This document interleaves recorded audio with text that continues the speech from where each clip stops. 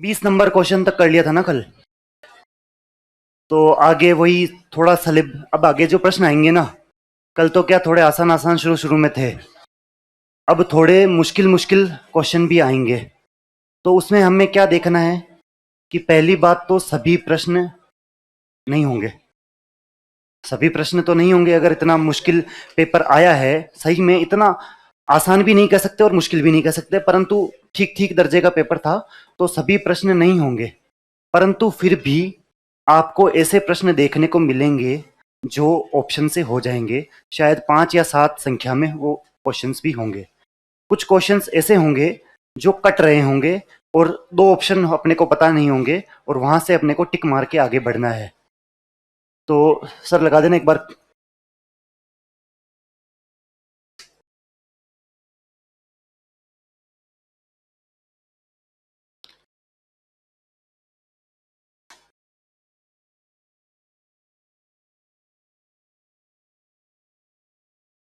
21वां question लगा देना। कुछ क्वेश्चंस आपके पड़े हुए हो या ना हो, देख लेना आप।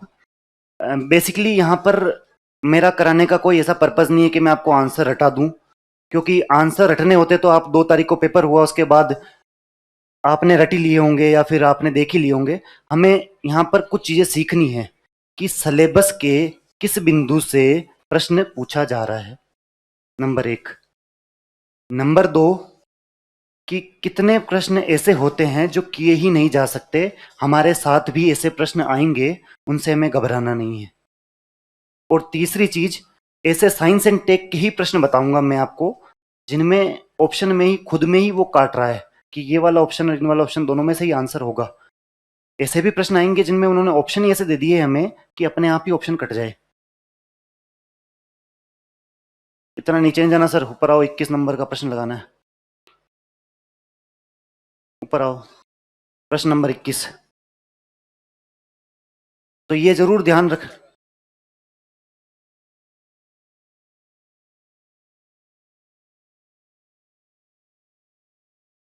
लगा दो, मैं कर लूंगा। 60 नंबर पेज पे कर लो, मैं कर लूंगा, आप रहने दो।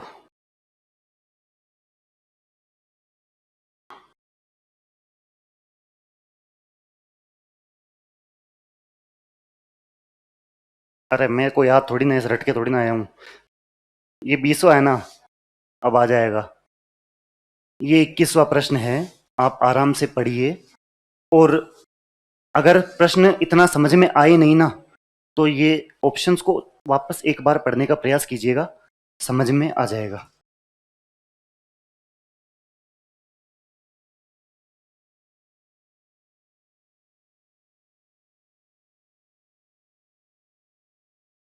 पढ़ा?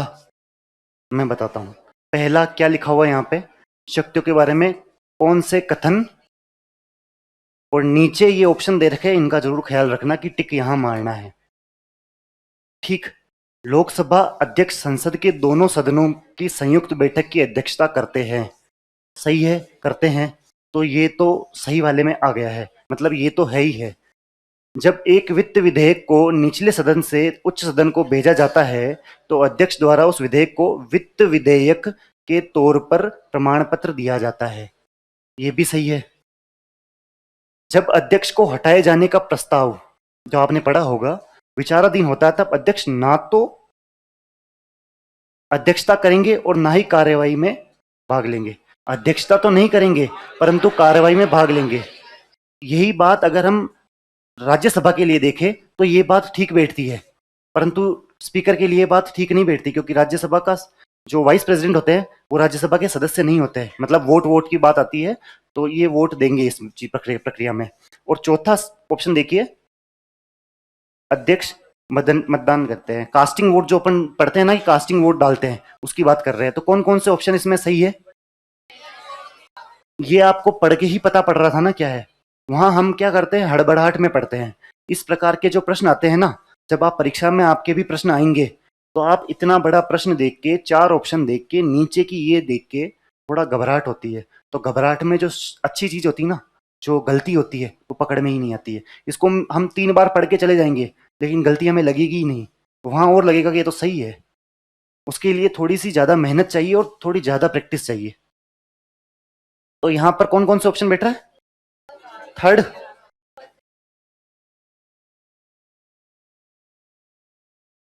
ये प्रश्न पढ़िए। हाँ जी।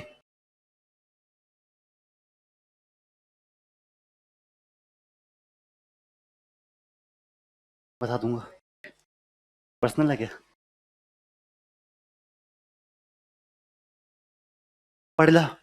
मैं कह रहा हूं मेरे को शायद उस टाइम नहीं आता होगा, मैंने तुक्का मारा था। ये प्रश्न मुझे नहीं आता था क्योंकि मैंने इतना कहीं पढ़ा नहीं। परंतु आप एक बार ऑप्शन पढ़िए। मैं तो सही में कह रहा हूं मैंने तुक्का मारा था और तुक्का सही बैठ गया शायद। अब आप प्रश्न पढ़िए। संविधान के अध्याय 1 भाग 12, ये तो पता ही है ना हमें, के तहत संघ और राज्यों के बीच विभाजित किए जाने और किए जा सकने वाले करों के निवलम के आयोग का वितरण करेगा। ठीक है, करेगा। वे सिद्धांत जो भारत की संचित निधि कंसोलिडेटेड फंड ऑफ इंडिया से राज्यों के राजस्व के सहायता अनुदान को नियंत्रित करते हैं। ठीक है, ये भी मेरे को ठीक लग रहा था। मैं कह रहा हूं, हालांकि आपको कह रहा हूं ये प्रश्न का 100% उत्तर मुझे उस वक्त मालूम नहीं था, पर मैं सोचा कि चलो ये हो सकता है, मान लीजिए ऐसा होगा। पंचायतों और नगरपालिकाओं के संसाधनों की पूर्ति के लिए राज्य की संचित निधि को बढ़ाने के लिए आवश्यक उपाय। और चौथा है जलवायु प्रबंधन, पहले के वित्त पोषण वर्तमान की समीक्षा। ये मुझे थोड़ा सा डाउटफुल लगा था इन दोनों में। मुझे वहां इन दोनों में डाउट हुआ था कि नगरपालिका और पंचायतों के लिए स्टेट फाइनेंस कमीशन कुछ करेगा नहीं क्या, उस प्रकार से मुझे कुछ लगा था। हालांकि मैं टिक मार के आया था।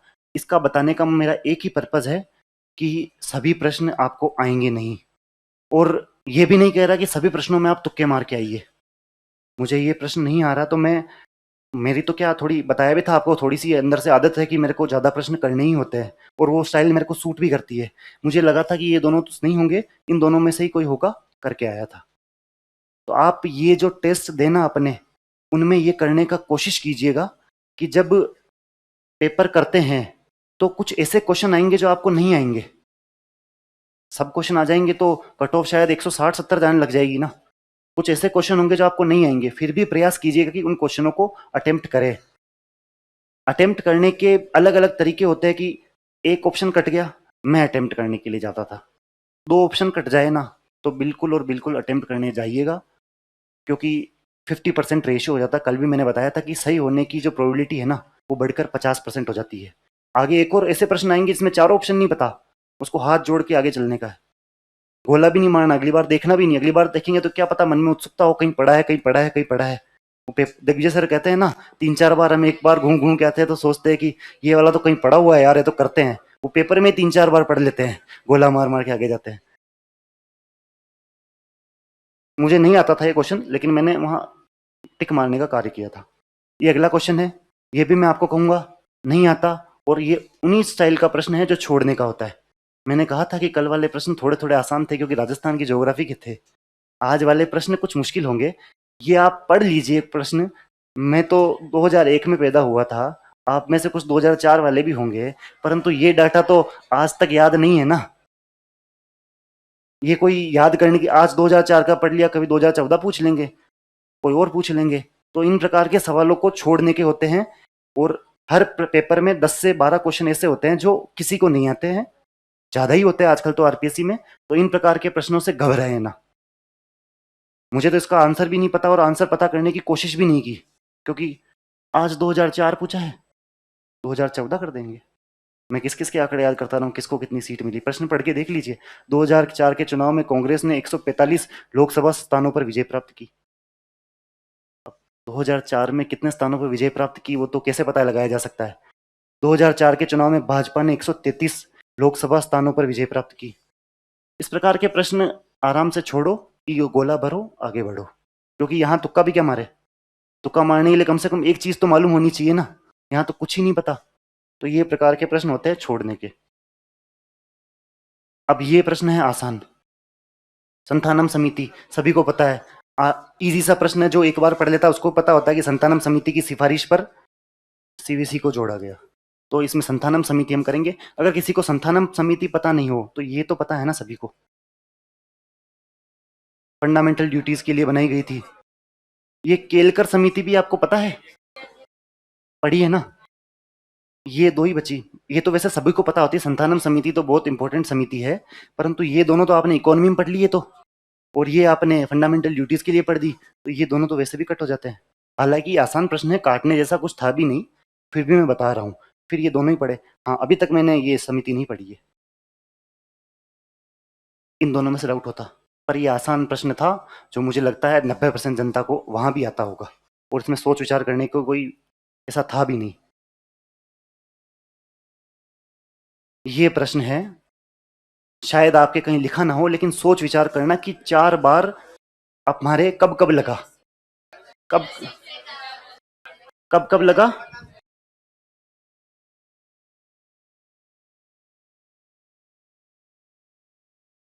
और यही लगा ना, 1967, 1977, 1980, 1992, यही लगा ना आसपास। सही है। यहाँ पर हमारे चीफ मिनिस्टर कौन थे? यहाँ कौन थे? इन दोनों में से भैरों सिंह शेखावत एक में थे या नहीं थे? यहाँ भैरों सिंह शेखावत थे या नहीं थे? 2 बार तो भैरों सिंह शेखावत जी थे ना। 1920 से 1990 से लेकर 2 बार भैरों सिंह शेखावत जी कार्यकाल में आए थे। 1970 से 1980 भी भैरों सिंह शेखावत कार्यकाल में आए थे। तो यहाँ पर भैरों सिंह शेखावत लिखा हुआ है। यहाँ जो हरिदेव जोशी जी है ना, 1977 में उनके कार्यकाल में लगा था, बाद में सरकार में परिवर्तन आया था। पहले हरिदेव जी जोशी थे, जो 1977 के आसपास थे। आपको एक और बता दूं, मैंने तो 1975 में एक प्रश्न और आता है कि 1975 में जब राष्ट्रीय आपातकाल लगा था, तब हमारे गवर्नर कौन थे और हमारे मुख्यमंत्री कौन थे? हरिजोग, जोगिंदर सिंह और हरिदेव जोशी। इस प्रकार से कुछ कुछ बनाने का प्रयास कीजिए। मैंने हरिजोग बना लिया कि हरिजोग खाया तो 1975 में आपातकाल आया। बना सकते हैं, याद होंगी चीजें। हरिजोग, हरिदेव जोशी और जोगिंदर सिंह। आसान प्रश्न था ये भी, थोड़ा सोच विचार करने का था। ये लिखा हुआ भी है कि हरिदेव जोशी 1970, भैरव सिंह शेखावत, मोहनलाल सुखाड़िया जी और भैरव सिंह शेखावत जी। ये हमारे वाइस प्रेसिडेंट भी रहे थे, भैरव सिंह शेखावत जी। इस प्रकार के प्रश्न आ जाते हैं। एक और वाइस प्रेसिडेंट की सूची में आप देखिएगा कि हमारे राजस्थान से ऐसे कोई वाइस प्रेसिडेंट रहे क्या जिनका जैसलमेर प्रजामंडल से भी संबंध है। थोड़ा मिलान करने की कोशिश करना कि सागरमल गोपा जी का केस किसने लड़ा था, थोड़ा देखना। मतलब चीज, राजवीर सर जो बात कहते हैं ना कि चीजें एक दूसरे से जुड़ती है, हकीकत में जुड़ती है। आप जब अपने आरपीएससी पढ़ेंगे और राजस्थान की आरपीएससी के जो हमारे चेयरमैन थे, और जयपुर प्रजामंडल पढ़ेंगे तो जयपुर के हमारे पहले जो मंत्री थे जो बनाए गए थे जनता द्वारा, उनका नाम और आरपीएससी के चेयरमैन का नाम भी एक ही है। देखने का प्रयास कीजिएगा। नाम मैं नहीं बता रहा, थोड़ा खोजिएगा। आपको याद आ गया तो बहुत अच्छी बात है। चीजें जुड़ती है, हिस्ट्री की चीजें ही पॉलिटी में आएगी, देखिएगा। ये आसान प्रश्न था, परंतु पुराना हो चुका है। अब शायद संख्या 3 हो चुकी है। उस समय 2 संख्या थी, क्योंकि एक उपचुनाव होना बाकी थे, और इन्होंने पूछा है नवंबर 2024 के अनुसार, जब चुनाव हुए ही हुए थे। 2 महिलाएं थी उस समय, शायद दिया कुमारी जी और मंजू जी शायद। जी। तो अब ये अपने काम का उतना रहे नहीं है, पर मैं बता रहा हूं कि उस समय चुनाव हुए थे ना, वहां से प्रश्न पूछ लिया गया था। तो करंट का प्रश्न था जो स्टेट पॉलिटी में डाल दिया गया। इस प्रकार से भी आते हैं कि हम सोचते हैं करंट करंट सिर्फ वहीं ले लेगी। आपको मैं साइंस टेक आएगी ना तब बताऊंगा, करंट के अनेकों प्रश्न साइंस टेक के नाम से डाल दिए जाते हैं। इसलिए करंट का महत्व उस दिशा में हो जाता है। और करंट के प्रश्न भी बताऊंगा आपको, सब स्वयं को पता लग जाएगा कि पढ़ के होने वालों में से भी नहीं है। ऐसे प्रश्न भी करंट में आए हैं।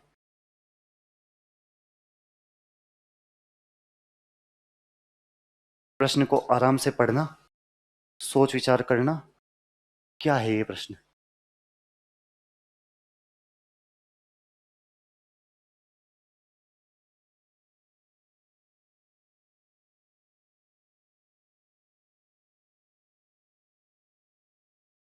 मैं नहीं कहूंगा कि ये प्रश्न सभी को आएगा।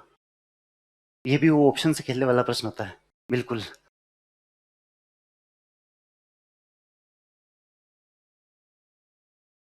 मैं आपको एक चीज बताई थी, ऋषि ऋषि सर वाली, कि सभी और कोई कुछ भी नहीं जब आ जाए ना, वहाँ हल्का फुल्का संदेह अवश्य कर लेना।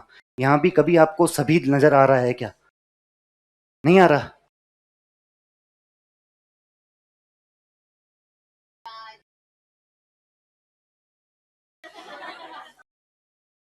सभी जहाँ आ जाए वहाँ थोड़ा रुकिएगा, सोचिएगा। ये प्रश्न ऐसा नहीं कि मुझे आ रहा था, मैं बिल्कुल नहीं कहूंगा कि वहाँ भी मुझे ये प्रश्न आ रहा था। मैं सभी के हिसाब से ही गया था, क्योंकि एक लगातार अगर हम कुछ प्रश्न कर लेते हैं ना, तो हमारा इंट्यूशन बोलता है कि ये करना चाहिए। मुझे ये सभी क्यों, कोई नहीं, ये वाली चीज़ जो दिखती है कि सभी आ रहा है तो मुझे थोड़ा सोच विचार करना चाहिए। कल भी एक प्रश्न डिस्कस किया था हमने अरावली वाला, जहाँ लिखा हुआ था अरावली में सभी प्रकार के खनिज पाए जाते हैं। अरावली में सभी प्रकार के खनिज तो नहीं पाए जाते। यहाँ मुझे नहीं मालूम है, परंतु सभी तो नहीं करता होगा ना, कुछ तो ऐसे होते होंगे, कुछ तो कि स्पेशल मिनिस्ट्री को दिया जाता होगा, स्पेशल कुछ लोगों को दिया जाता होगा। इसीलिए मैंने ये करने का निर्णय लिया कि ये नहीं होगा, और शायद सही भी निकला था वो। तो ये होती है स्मार्ट गेसिंग। जो आप लगातार प्रश्न करेंगे ना, आपके टेस्ट के कीजिएगा, पीवाईक्यू की बुक्स आती है उनसे कीजिएगा, पुराने सालों के क्वेश्चंस देखिएगा, तो आपको अपने आप पता लग जाएगा कि कुछ ऐसे हिंट जो पेपर बनाने वाला है ना, वो अपने आप ही छोड़ जाता है। ऐसे हिंट अपने आप, मैं आपको इस पेपर में इतने हिंट बताऊंगा, आगे जैसे जैसे आगे बढ़ेंगे ना, पूरा खेल हिंट का ही हो जाएगा कि शांत मन से ऑप्शन को पढ़ेंगे तो एग्जामिनर खुद हिंट दे रहा है। और ये इसी में नहीं दे रहा, ये पटवारी में भी दे रहा है। पटवारी में तो क्या ही पूछूं, नाम ही मतलब उस पेपर का, तो ऐसे दो अलग ही आर्टिकल लिख दिया, एक अलग से दिखा रहा है कि यही आंसर है। बाकी अगर आरपीएससी के पेपर की बात करें, एसआई के पेपर में भी देगा, सेकंड ग्रेड के पेपर में भी देगा, फर्स्ट ग्रेड के पेपर में भी देगा, असिस्टेंट प्रोफेसर के पेपर में भी देगा। बात क्या होती है ना, हम प्रश्न की लंबाई से और उसके भयानक भयानक दिखने वाले ऑप्शन से डर जाते हैं और उस हिंट को पहचान नहीं पाते। समस्या थोड़ी सी यहाँ हो जाती है, क्योंकि पहले ही हमारे भीतर डर होता है। एक तो रात को एक रात पहले नींद आती नहीं है प्री से पहले, कि जिस दिन पेपर होता है हम भयंकर मेहनत कर लेते हैं तो नींद आती नहीं। मेरे साथ भी यही समस्या है। मेंस की भी 2 रात पहले मैं नहीं सोया था। डर लगता था कि क्या होगा, कल मेरे पढ़े हुए प्रश्न आएंगे या नहीं आएंगे। तो एक तो वो डर रहता है, किसी किसी को उल्टी वाली समस्या भी होने लग जाती है, मैं भी उन्हीं में शामिल हूँ। पर वहां पेपर के अंदर बैठे ना, तो शांत मन करके बैठे और ऑप्शन को पढ़ना। यहाँ भी आपके पेपर आते हैं ना टेस्ट में, तो वो ऑप्शन से ही आपको फंसाने का कार्य करते हैं, सिर्फ और सिर्फ ऑप्शन से। मैं तो आपके जो टेस्ट आते हैं ना, उनका इतना मुरीद हूँ जिसकी कोई हद नहीं है। टेस्ट सीरीज वाले नहीं, आपके वाले। कारण ये है कि जब मेरे को बताया भी होगा मैंने कि राजस्थान आर्ट एंड कल्चर है ना, मुझे याद नहीं हो रही थी, राजस्थान की हिस्ट्री मैंने याद नहीं हो रही थी।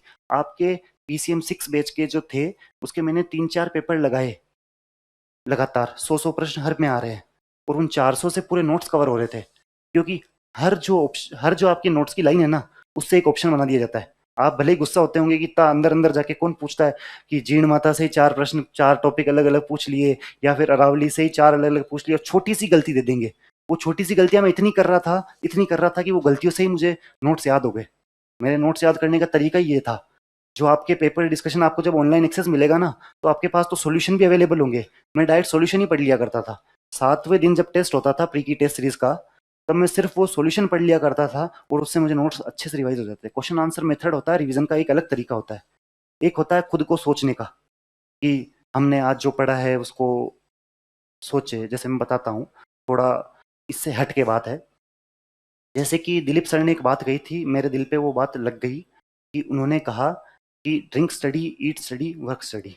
मतलब आज जो आप सुबह 9 से 11 तक पढ़ रहे हैं, आज सुबह 7 से 1 तक पढ़ रहे हैं, या किसी का बैच 1 से 7 है तो वो पढ़ रहा है। एक तो जाते ही अपने जो चीज़ें हैं उनको रिवाइज करो। दूसरी चीज़ सर एक और बोलते हैं कि आप जब चल रहे हैं ना, गार्डन में घूम रहे हैं, तब भी ये सोचो कि मैंने क्या पढ़ा था। क्योंकि जब कॉपी बंद होती है ना अपनी, तब अपन जो सोचते हैं ना, मतलब वो अपने दिल पे गया है और याद हो रहा है। और अगर याद नहीं आ रहा है ना, तो वापस आके देखना कि मुझे क्या याद नहीं आ रहा। एक सर बोलते हैं कि रात को सोने से पहले आप सोचो कि मैंने आज क्या क्या पढ़ा। मेरे साथ ये समस्या थी कि जब मैं सोचने लग जाता था तो मेरी नींद गायब हो जाती थी। तो मैंने सोचना तो बंद कर दिया, परंतु मैंने ये चीज़ सुबह अप्लाई की, कि सुबह जैसे ही उठ रहा हूँ, उठते ही पहले मुझे एक ही कार्य करना है, कि अगर मैं ब्रश भी कर रहा हूँ ना, तो मैं सोचूंगा कि इस कॉपी के पेज पे यहाँ ये लिखा था, इसके बाद ये लिखा था, इसके बाद ये लिखा था। अगर मुझे कुछ चीज़ याद नहीं आ रही ना, तो बाद में खोल के देखूंगा, अरे यार ये चीज़ थी यहाँ पर। क्योंकि हम जो गलतियाँ करते हैं उन्हीं वो चीज़ें हमें बेहतर याद होती है। तो आप भी ये सोचने का प्रयास कीजिएगा, जब आपके पास रिवीजन कर लिया है आपने, कॉपी आपकी बंद है, और फिर सोचिए। राजवीर सर तो कहते हैं कि मैंने इतना एक्सट्रीम पे नहीं गया, पर वो कहते हैं कि खाना खा रहे हो तो खाना खाते खाते मुंह में निवाला यहीं रुक जाना चाहिए। मेरे तो कभी रुका नहीं, परंतु कहते हैं सर कि निवाला यहीं रुक जाना चाहिए और सोचना चाहिए कि राती घाटी का युद्ध कब हुआ था। अभी सर गए थे परसों ही राती घाटी का युद्ध बीकानेर में मनाने, उसका भी एक प्रश्न है, आएगा तो आप खुद बताना कि राती घाटी युद्ध वाला ही प्रश्न है ये। शनिवार को गए थे। तो उन चीज़ों को हम जब अपनी लाइफ में लाएंगे ना, कि जैसे आपने कुछ पढ़ा है उसको बिना कॉपी सोचिए, ये होती है एक्टिव रिकॉलिंग। प्रयास कीजिएगा, मानता हूँ थोड़ा मुश्किल है, मुझसे भी 7-8 दिन नहीं हुई, पर एक बार जब मैंने कर ली ना, तो मेरी जो माइंड की, सही कहूँगा कि आईक्यू भी उससे बढ़ता है। मैं तो इसे ही मानता हूँ मेडिटेशन। जो भगवान बुद्ध कह गए, जो विवेकानंद जी कह गए कि सांसों को अपने ध्यान केंद्रित करो, सांस ऊपर नीचे लो। मैं भी तो किताबों पे ध्यान केंद्रित कर रहा हूँ, कि मैं भी उस पेज पे ध्यान लाने की कोशिश कर रहा हूँ कि जिस पेज में मैंने क्या लिखा था कल। मेडिटेशन का ये भी एक तरीका है। मैंने पढ़ाई को जोड़ के उससे मेडिटेट किया। मैं सोचता था कि इस पेज को पलट के नीचे वाली लाइन में तो ये लिखा था, इसकी नीचे वाली लाइन यार याद नहीं आ रही, दिमाग पे जोर डालूंगा ना। पेपर में भी हम क्या करते हैं, जब आंसर लिख रहे होते हैं तब जोर डालते हैं, सिर्फ तभी जोर डालते हैं। ये अपने जीवन में जोर डालने की आदत ला दे तो ये नोट्स जल्दी याद हो जाएंगे। मैंने आपका जितना बैच को टाइम हो गया, उस टाइम में तो मैंने मेंस पास कर लिया था। मतलब इतना ही टाइम लगा क्योंकि मेरे पास समय कम था, और मुझे कुछ यही तरीके अपनाने पड़े जिससे मैं कर सकूं। क्योंकि ये आपके नोट्स आपको भी बोलते हो कि हमें रिवाइज करने में समस्या आती है, रिवाइज होते नहीं है। आज जो पढ़ा रहे जो तो पढ़ लेंगे, लेकिन पुरानी जो चीज़ें हैं वो रिवीजन नहीं हो पाती है। उनके लिए भी 1 से 1.5 घंटे का समय देना चाहिए। अब वापस अपन मुद्दे पे लौटते हैं, क्लास इधर उधर भटक जाती है मेरी। चलने दो यार। ठीक है, यहाँ ऑल, कोई नहीं, इस प्रकार के शब्द देखना। मैं कह रहा हूँ मुझे ये प्रश्न नहीं आता था, तुक्का मारा है, साफ कह रहा हूँ तुक्का मारा है। सब प्रश्न आते तो फिर तो मैं 131 क्यों 171 वाली लगाता, 171 नंबर आए हैं मेरे। नहीं आते सब प्रश्न। ये हमारे राज्यपाल महोदय के लिए प्रश्न है। ये प्रश्न लाने का और डिस्कस करने का एक ही पर्पस है कि शायद आरपीएससी ने 2021 या 2018 प्री में एक प्रश्न दिया था, जिसमें जो ये 1 नवंबर 1956 वाली डेट है ना, इसकी जगह 25 अक्टूबर 1956 रखी थी। 25 अक्टूबर 1956 रखी थी। हम सभी मानते हैं कि 1 नवंबर को ही हमारा 7वां संविधान संशोधन आया था, 1 नवंबर से ही हम सब रिलेट करते हैं। परंतु यहाँ आरपीएससी ने अगर 25 अक्टूबर तारीख मान ली है ना, तो हमें 25 अक्टूबर ही करना है। मैंने पीवाईक्यू किए थे, इसलिए मुझे पता था कि यहाँ पर 25 अक्टूबर आएगा, इसलिए मेरा वो प्रश्न सही हुआ।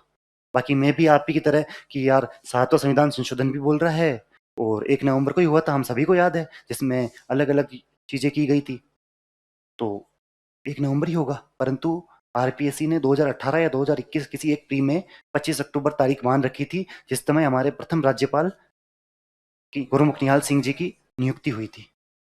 इसीलिए पीवाईक्यू का महत्व बढ़ जाता है। कि वही प्रश्न मैंने आपको कल अस्त्र वाला भी बताया था कि 3 बार पूछ लिया गया है। 2018-21 में पूछा, 2023 के प्री में पूछा, 2023 के मेंस में पूछा। तो कुछ कुछ क्वेश्चन रिपीट हो जाते। 2023 का पेपर तो आप देखना, उसमें शायद 6 या 7 क्वेश्चन रिपीट है, पुराने वाले 2021 के ही रिपीट कर दिए, कुछ तो कुछ 2018 के रिपीट कर दिए। उससे मैं 2-3 दिन पहले ही पीवाईक्यू की बुक पढ़ के गया था, स्प्रिंग बोर्ड वाली, और 6 क्वेश्चन आ गए। मैं तो खुश हो गया था उस टाइम कि ये तो बढ़िया हो गया कि 6 क्वेश्चन लगातार ये कि यही छप गए। साइंस टेक के 2-3 क्वेश्चन तो साइंस टेक के ही थे, अस्त्र वाला भी उन्हीं में शामिल था।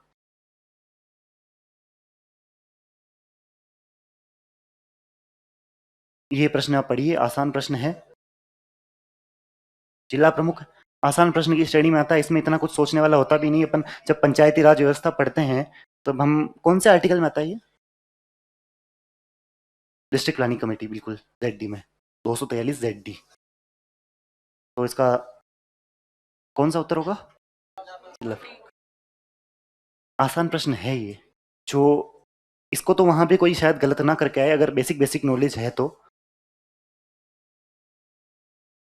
ये भी प्रश्न है क्या? नहीं है। ये प्रश्न रटने का प्रश्न है, हालांकि आप लोगों ने रट भी लिया होगा, क्योंकि एक तो पीवाईक्यू आया हुआ है, और सबसे पहले जेडीए की स्थापना, जेडीए तो पूछ रहा है ये, Jaipur development authority, JDA. JDA की स्थापना कब हुई? 1982। सभी लिखते हैं, इसके बाद भी अलग अलग, अजमेर में हुई, कभी जयपुर जोधपुर में हुई थी, हमने लिख रखा है ना वो भी। परंतु ये पहले ही सबसे पहली स्थापना जेडीए की हुई थी, तो मुझे जेडीए की स्थापना याद है। इसके बाद शायद 1992 में हो सकता है, कुछ हो सकता है, देखिएगा। इसके बाद जो किसी जगह स्थापना हुई थी, अब थोड़ा थोड़ा नोट्स का याद आ रहा है, इतना याद भी नहीं आ रहा। लेकिन जेडीए तो मुझे पक्का याद था कि सबसे पहले ही पहले लिखा था, और 1982 में इसकी स्थापना हुई थी। ये भी एक रटने का प्रश्न है, जो आप रटेंगे तो कर पाएंगे। यहाँ हम कहीं ऑप्शन में नहीं खेल सकते कि 1982, 83, 84, 85, उन्होंने तो एक साथ पूछ लिया। अगर आपको याद हो कि 1980 के आसपास कभी हुआ था, तो नहीं हो पाएगा ना। ये रटने वाले प्रश्नों की श्रेणी में आते हैं कुछ प्रश्न। ये मानना बेहद जरूरी है कि सभी प्रश्न ना तो बुद्धि से होंगे, कुछ रटे हुए होंगे तो होंगे, और कुछ ऑप्शन से होंगे, और कुछ होंगे ही नहीं। अभी प्रमिल जी माथुर का प्रश्न आने वाला है, देखना। प्रश्न काफी भयावह प्रश्न था वो तो, छोड़ के भाग गया मैं तो। ये प्रश्न नहीं आया मेरे को, क्योंकि मुझे बीकानेर पता था और चार पांच चीजें पता थी, परंतु इस प्रश्न में मेरे ऑप्शन सेट नहीं हो रहे थे, तो मैंने इसे करने का प्रयास भी नहीं किया। आपको अगर आता हो, नहीं आता हो, तो आप करने का प्रयास कीजिएगा। मुझे तो कहीं इसका उत्तर मिला भी नहीं। आंसर की अब मेरे को याद नहीं है, परंतु मुझे इसका उत्तर कहीं मिला नहीं। आप आंसर की देख सकते हैं, क्वेश्चन नंबर 31, अगर आंसर की से मिला के देखेंगे तो आपको ऑप्शन पता लग जाएगा। क्वेश्चन नंबर 31 आरपीएससी का। मुझे नहीं पता है इसका आंसर। नहीं, मुझे ऐसे बीकानेर वाला पता था कि बीकानेर की स्थापना पहले ही हो गई थी, परंतु किसी ऑप्शन में फिर करौली भी था, तो मैं फिर कंफ्यूज हो गया कि कौन सा करूं। जैसे हमारे कुछ लिखाए हुए थे, ये मुझे समझ में आया नहीं, तो मैंने छोड़ दिया, आगे चला गया। आप जरूर देखिएगा कि प्रश्न नंबर 31 आंसर की में क्या है। नहीं होगा तो मैं ही अपडेट करवा दूंगा, मैं खुद देखूंगा, मैं देखना रह गया। ये प्रश्न आसान प्रश्न है, इसमें ये सब फालतू चीजें। यहाँ तो अलग ही आर्टिकल कर दिया ना। अगर ये 320 में ही अलग अलग करता तो मैं सोचता। आर्टिकल नंबर 323 क्या है मेरे को चलो 325 तो कहीं ना कहीं दूर दूर से लग ही नहीं रहा। ये तो आरपीएससी का आर्टिकल ही नहीं है। 325 अनुच्छेद तो आरपीएससी का है ही नहीं। तो इस बारे में तो हम विचार, किसका है? इलेक्शन कमीशन का है क्या? हाँ, इसका तो इलेक्शन कमीशन का नहीं है, देखिएगा थोड़ा। निर्वाचन आयोग कहाँ से शुरुआत होती है? 24 से होती है ना, तो 325 भी तो उसी का होगा। 329 तक निर्वाचन आयोग है, ये हो नहीं होगा।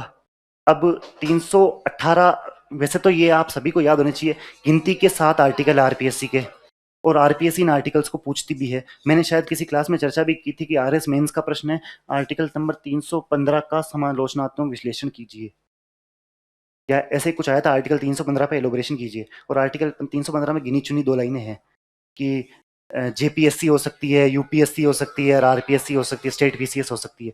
बस वही था। इसका उत्तर 320 है।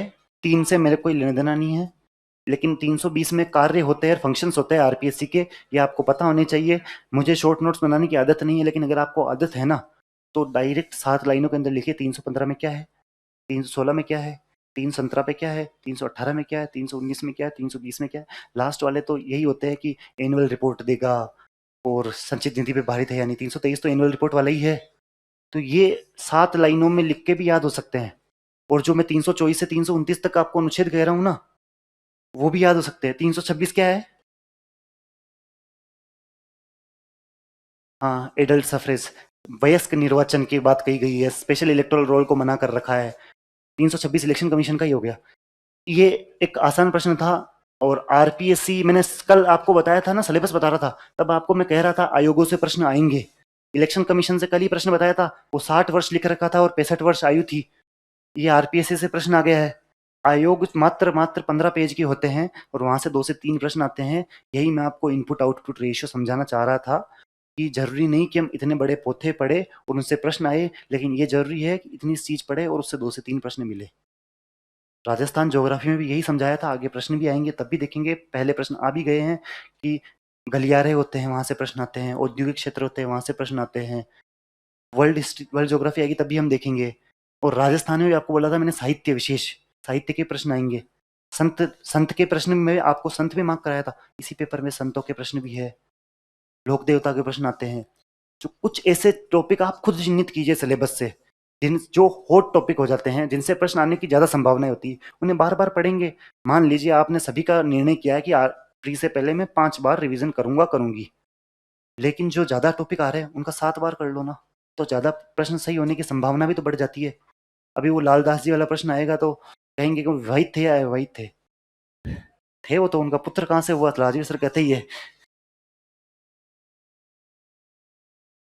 ये प्रश्न मैं जो कह रहा था, इस प्रश्न को देखते ही अगला प्रश्न ले लिया था, क्योंकि इसके एक बार ऑप्शन देख लीजिए। 20 तारीख तो उन्होंने कर दी, मैंने मान लो 20 तारीख भी याद कर ली, साल भी याद कर लिया। फरवरी में हुए, मार्च में हुए, अप्रैल में हुए, मई में हुए। इनसे घबराना नहीं है। क्या ये लगता है कि आपको किसी को प्रश्न आएगा? ये कोई 1000 में से कोई एक होगा जिसने गलती से देख लिया होगा और याद रह गया होगा, या तो उसका जन्मदिन ही होगा इस दिन को तो याद रहा होगा। इसके अलावा कोई कारण नहीं बनता कि याद रहे। हम चलो करंट अफेयर भी पढ़ लेते हैं कि करंट अफेयर में प्रमिल माथुर जी की नियुक्ति हुई, पर ये भी तो याद आए कि फरवरी में हुई थी कि मार्च में हुई थी, कब हुई थी, ये भी तो याद रहना। अब ये पेपर में आपको बताऊं, 2025 2 फरवरी का है, और ये प्रश्न पूछा गया कब का? ये स्टेट पॉलिटी का प्रश्न है, करंट अफेयर्स का नहीं है। राजस्थान हाई कोर्ट की साइट खोलते हैं ना अपन, तब नीचे नीचे ये आते हैं कि रजिस्ट्रार जनरल कौन है। आपके भी नोट्स में लिखा होगा प्रथम रजिस्ट्रार जनरल कौन है, अभी हाल ही में रजिस्ट्रार जनरल कौन है, परंतु ये थोड़ी नहीं याद करेंगे रजिस्ट्रार जनरल की नियुक्ति कब हुई थी। अगर ये भी याद करने लगे, मैं तो आपको कहूंगा अपने राज्यपाल है उनकी नियुक्ति भी याद नहीं है अपने को, कौन से महीने में वो भी याद नहीं, शायद जुलाई में होगी, पर कौन से महीने में वो भी याद नहीं होता। अभी वाइस प्रेसिडेंट महोदय का चुनाव जुलाई में हुआ है या अगस्त में हुआ है, वो तो अभी अपने को याद होगा क्योंकि अभी हुआ है। सितंबर में हुआ था क्या चुनाव? वो भी याद नहीं, तो ये तो कैसे याद रहेगा, छोड़ो इन प्रश्नों को। ऐसे प्रश्न में पढ़ने का होता ही नहीं है, इनको छोड़ के आगे चलना होता है। ये फिर से मैं आपको कह रहा हूँ ना, आज के शुरू शुरू के प्रश्न थोड़े भयावह होंगे और छोड़ने के होते हैं, सभी प्रश्न करने के थोड़ी ना होते हैं। पढ़िए इस प्रश्न को।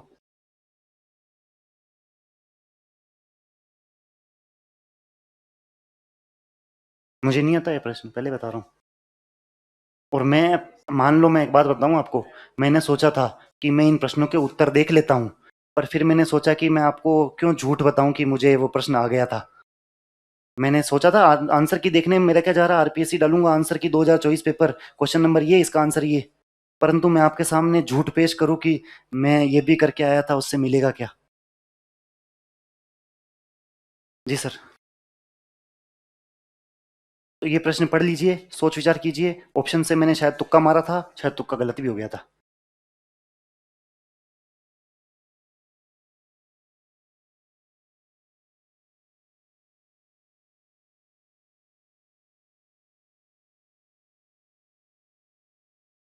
ये एक इकोनॉमिक सर्वे का प्रश्न भी आया है कि इकोनॉमिक सर्वे नया आएगा पुराना आएगा।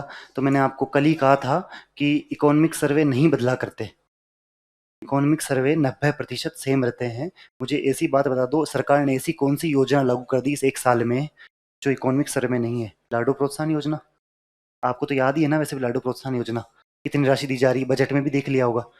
ऐसी छोटी मोटी चीजें ही ऐड होती है, कुछ डेटा चेंज होते हैं, मानता हूँ चैप्टर नंबर 1 का डेटा चेंज होगा, चैप्टर नंबर एग्रीकल्चर में जो आपको सारणी बताई थी मैंने, किसका उत्पादन कितना हो रहा है, उसका थोड़ा सा डेटा चेंज होगा।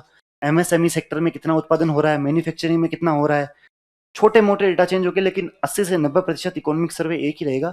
तो ऐसी बात है कि फरवरी में इकोनॉमिक सर्वे आएगा, नोट्स आपके बन के आएंगे मार्च में। इस बार शायद 19 फरवरी को बजट आया था और नोट्स बन के आए थे अप्रैल में। तब तक तो आपका पेपर भी हो जाएगा, 4 का है ना पेपर, 5 का, तब तक तो एसआई का पेपर भी हो जाएगा। तो आप यही इकोनॉमिक सर्वे पढ़िए। वैसे लोगों को पता है, टीचर्स को पता है कि पीएसआई का पेपर हो रहा, तो इकोनॉमिक सर्वे जल्दी रिलीज कर दिया जाएगा, परंतु 1 महीने में तो याद नहीं होगा ना। 1 महीने में इकोनॉमिक सर्वे याद हो जाता तो कहने की क्या बात है। उसके लिए 2 ढाई महीने लगते हैं और धीरे धीरे पढ़ने होता है। अभी जो टेस्ट सीरीज हो रही है उसमें पुराना इकोनॉमिक सर्वे क्यों पूछा जा रहा है? कुछ बदलाव नहीं होता। मैं आपको कह रहा हूँ 2021 का पढ़ा, 2022 का पढ़ा, 2023 का पढ़ा, 2024 का पढ़ा, कुछ योजनाएं चेंज हो गई, कुछ योजनाएं छोटी हो गई, पर है वहीं पे। डेटा चेंज होता है, वो डेटा हम कुछ कुछ जगह चेंज होता है, मुश्किल से मुश्किल 5 से 6 पेज का डेटा चेंज होगा, वो हम बाद में याद कर लेंगे जब नया आएगा तब। अभी पुराने को बिल्कुल पढ़िएगा। ये प्रश्न आप देख लीजिएगा, अगले पे चलते हैं। मैं तुक्का भी मारा था, गलत मारा था, क्या बताऊं तुक्का भी आपको। ये लिखा हुआ है, मेरे को समझ में आया नहीं था, मैंने ध्यान भी नहीं दिया। ये प्रश्न है, गलती से मुझे आता था, गलती से ही आता था। 30,000 इसका उत्तर होगा। पर ये प्रश्न भी मैं आपको कहूंगा कि ये प्रश्न भी सभी को नहीं आएगा। ये गलती से ही आता था, मुझे पता नहीं, कहीं देख लिया था, कहीं पढ़ लिया था, तो 30,000 याद रह गया था। बाकी अगर आपको सीधी सीधी बात बताऊं ना, अगर मैं बुद्धि से जाता ना तो इस प्रश्न को गलत करता। क्योंकि वाइस प्रेसिडेंट और प्रेसिडेंट के लिए कितनी राशि है, जमा राशि कितनी कराते हैं, और मैं महापौर के लिए कितनी राशि जमा करा दूं? 30,000। अगर मैं बुद्धि से करता तो वाइस प्रेसिडेंट प्रेसिडेंट के लिए ही ये है, तो मैं महापौर के लिए क्यों बढ़ाऊंगा? खैर ये छोड़िए, सभी प्रश्न करने के होते नहीं है, ये मेरे को गलती से आता था। लेकिन इस प्रकार के प्रश्न अगर हम छोड़ के आ रहे हैं तो हम दिक्कत में हैं। ये प्रश्न मुझे बताइए कि किस चीज का है? आयोगों से प्रश्न है कि नहीं है? कितने आयोग आते हैं? मैं फिर आपसे कल भी से कह रहा हूं कि आयोग के नोट्स 15 पेज के होते हैं, 15 पेज के होते हैं। प्रश्नों की संख्या नंबर तीसरी या चौथी आ चुकी है, अभी प्रश्न 36 ही आए हैं और प्रश्नों की संख्या इतनी आ चुकी है। तो आप ये भी देखिए कि इसमें आप सोचिए, अगर आपको पढ़ा हुआ है तो सोचने की आवश्यकता भी नहीं है, डायरेक्ट ये उच्च न्यायालय का मुख्य न्यायाधीश नहीं होगा, ये 3 होंगे। इसी प्रकार के आप एक काम कीजिएगा जैसे मैंने किया था, एक टेबल बनाइएगा, बड़ी सी एक सिंगल A4 साइज पेपर लीजिएगा, उसी में टेबल बनाइएगा और ऐसे अलग अलग खांचे बना दीजिएगा।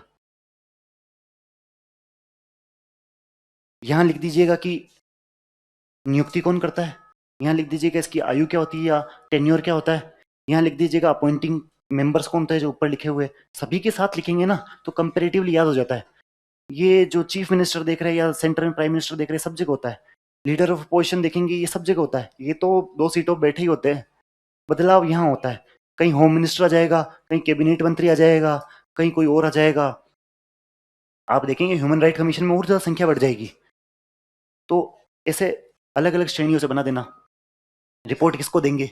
आप देखना, मेरी बात सुनना, जब आप ऐसे करेंगे ना तो आपको पता लगेगा 2 लोग अलग आदमी को रिपोर्ट दे रहे हैं। एक तो मानवाधिकार आयोग और एक सूचना अधिकार आयोग। मैंने इस प्रकार से याद किया था कि मानवाधिकारों की सूचना दो, मानवाधिकार की सूचना दो, ये दोनों आप नोट कीजिएगा। मैं आपको सब बता जाऊंगा तो कुछ कुतूहल क्या रहेगा सोचने का, विचार करने का। मानवाधिकार आयोग और सूचना आयोग, ये रिपोर्ट और इनका वेतनमान थोड़ा सा अलग है और किसी और को दी जाती है। सभी गवर्नमेंट को देते हैं, ये गवर्नर को देते हैं। थोड़ा देखना कि इनमें कुछ परिवर्तन होगा। और यही प्रश्न अभी पटवारी में आया था मानवाधिकार आयोग का, मेरे वाले उसमें, और शायद सभी ने गलत किया और मुझे मानवाधिकार की सूचना दो वाली ट्रिक याद थी। ट्रिक भी अपने को ही बनानी होती है। धीरज सर आपको ट्रिक सिखा गए, कुछ लोग आपको ट्रिक्स सिखा जाएंगे। मुकेश सर तो पूरे ट्रिक पे ही चल रहे हैं। नहीं तो अच्छी बात है ना, याद रहती हो चीजें।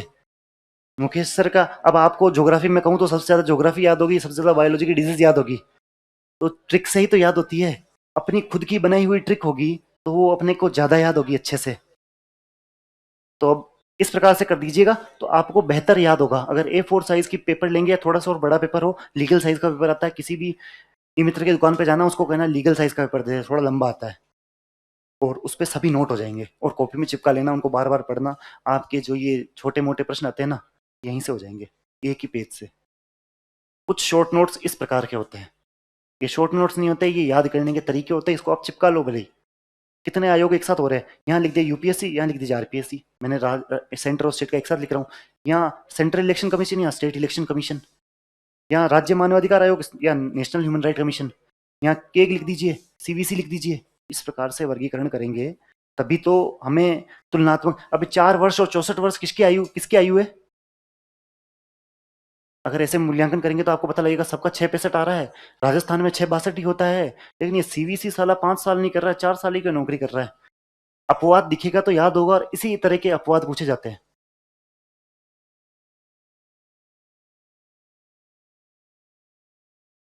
ये आसान तो नहीं है लेकिन किया जा सकता था। अगर आप थोड़ा एक्सटेंसिवली पढ़ते हैं तो ये आपके लिखा हुआ है।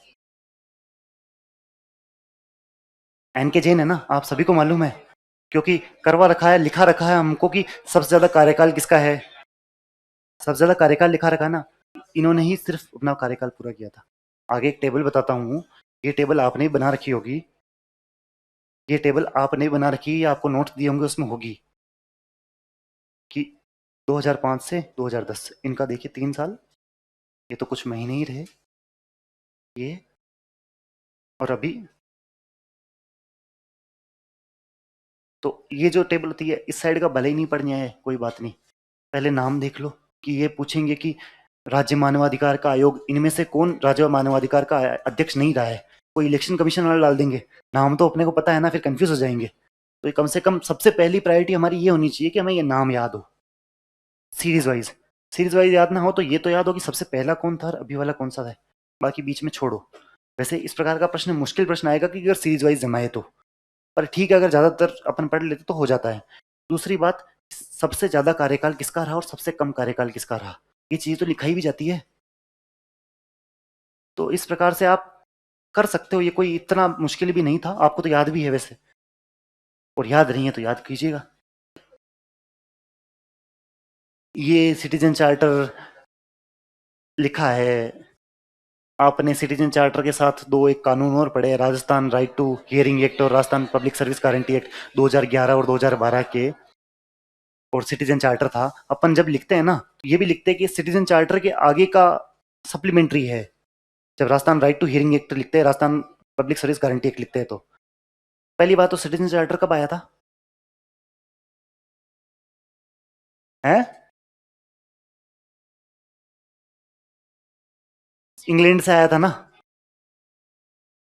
देख लेना अच्छे से। इसकी भारत में पहली पहली बार किसने अपनाया था, कौन से मिनिस्ट्री ने अपनाया था, राजस्थान में कौन सी मिनिस्ट्री ने अपनाया था, ये पीवाईक्यू ही बता रहा हूं मैं आपको, फूड वाले ने अपनाया था। तो ये पीवाईक्यू ही बता रहा हूँ।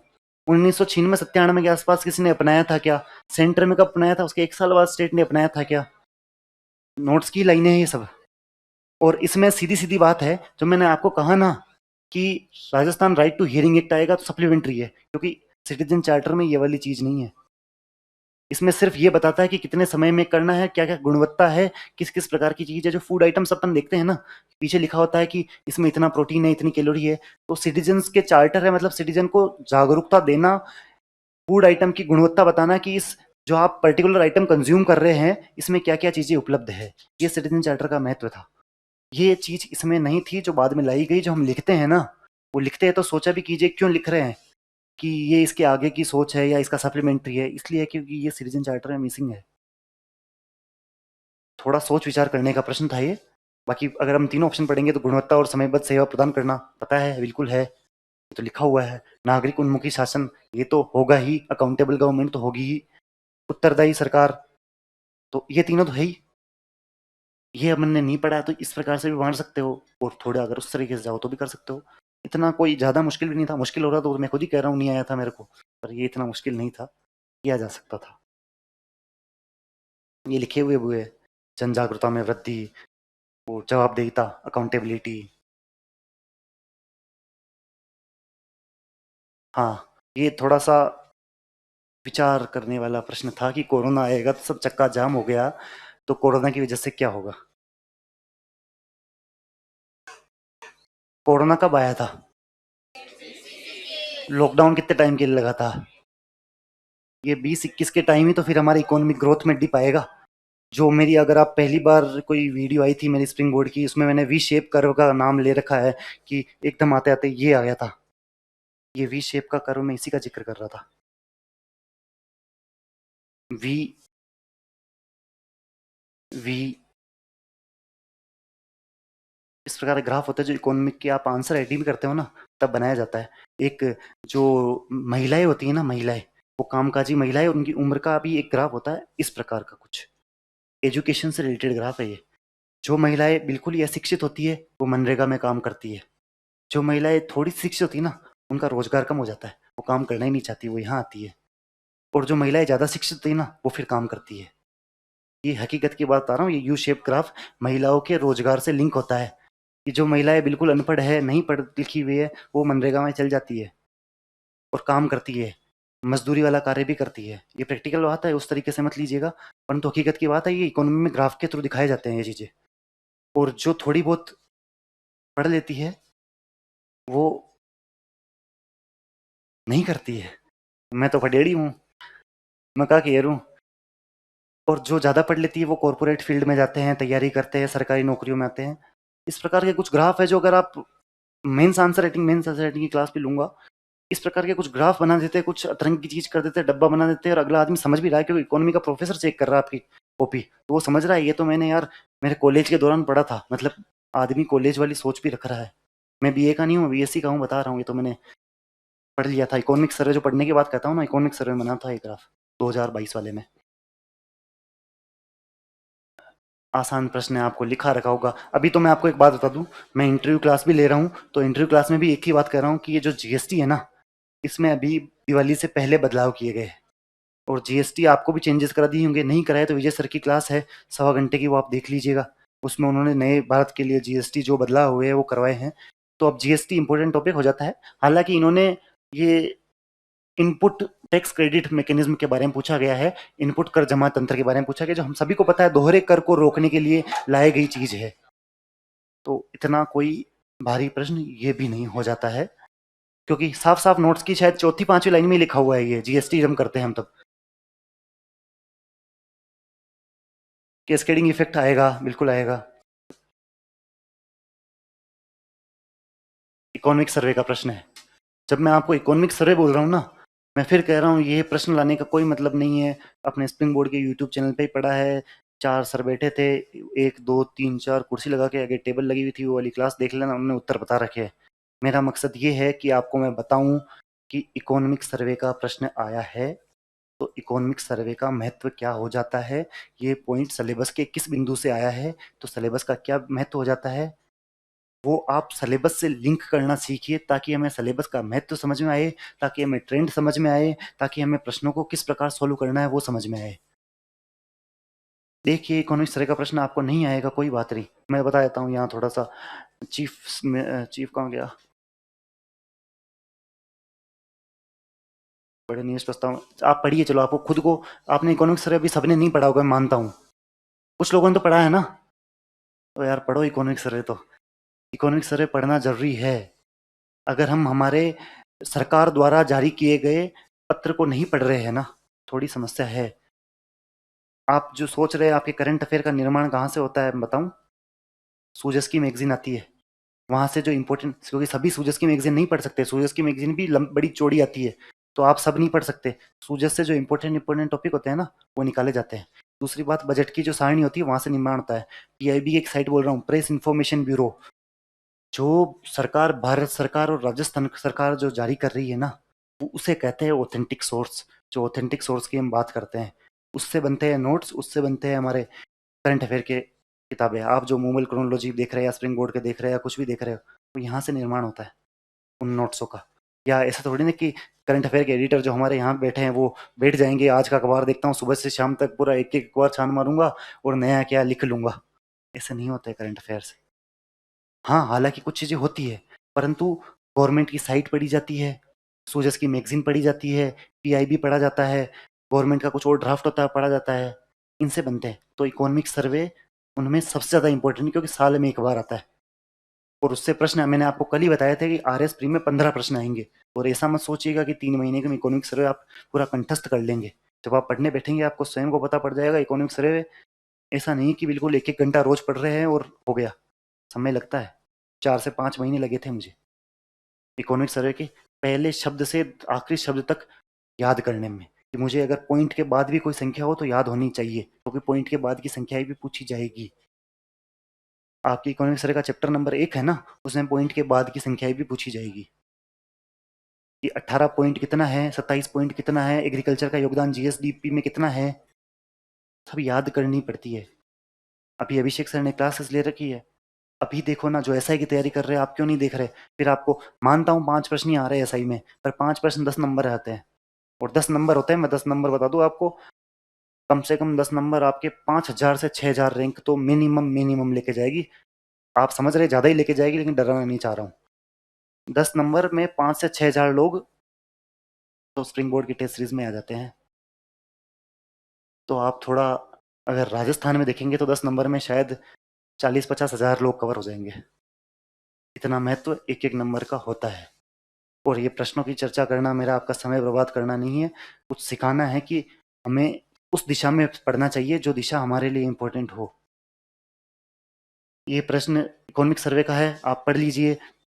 उत्तर मैं बता देता हूँ क्योंकि मैंने तो सही किया था इसका। ये मुख्यमंत्री के अधीन नहीं होता है, ये होता है चीफ सेक्रेटरी के अधीन, क्योंकि इकोनॉमिक सर्वे के इंडस्ट्री वाले चैप्टर में लिखा हुआ है।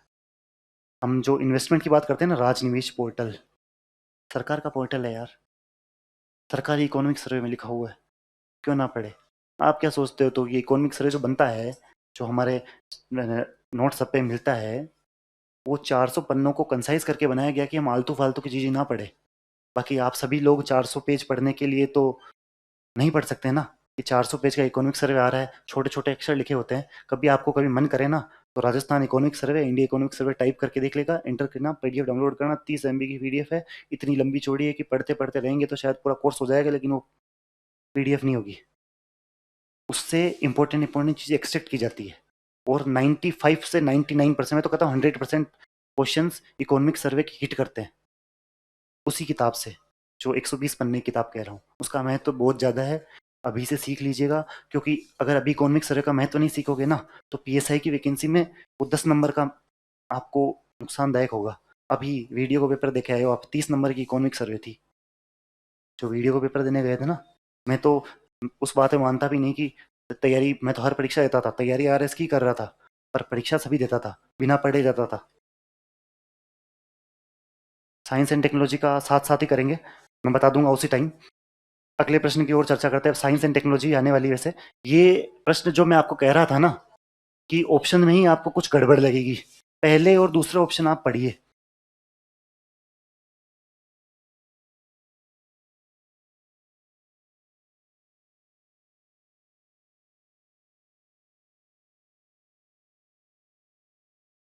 ये दोनों उल्टे हैं,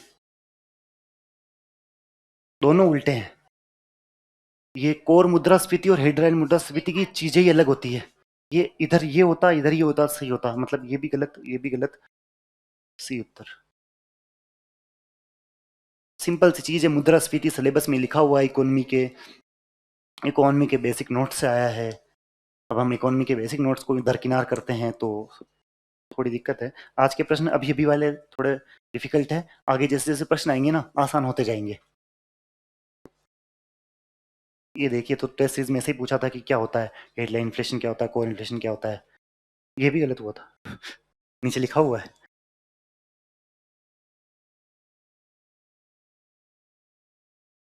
ये जो मैं आपको कह रहा था, दूसरा तीसरा प्रश्न चर्चा किया था कि मैं आपको वापस उसी टेबल पे ले जाऊंगा जहां बाजरा के 38.98% दिखाए थे।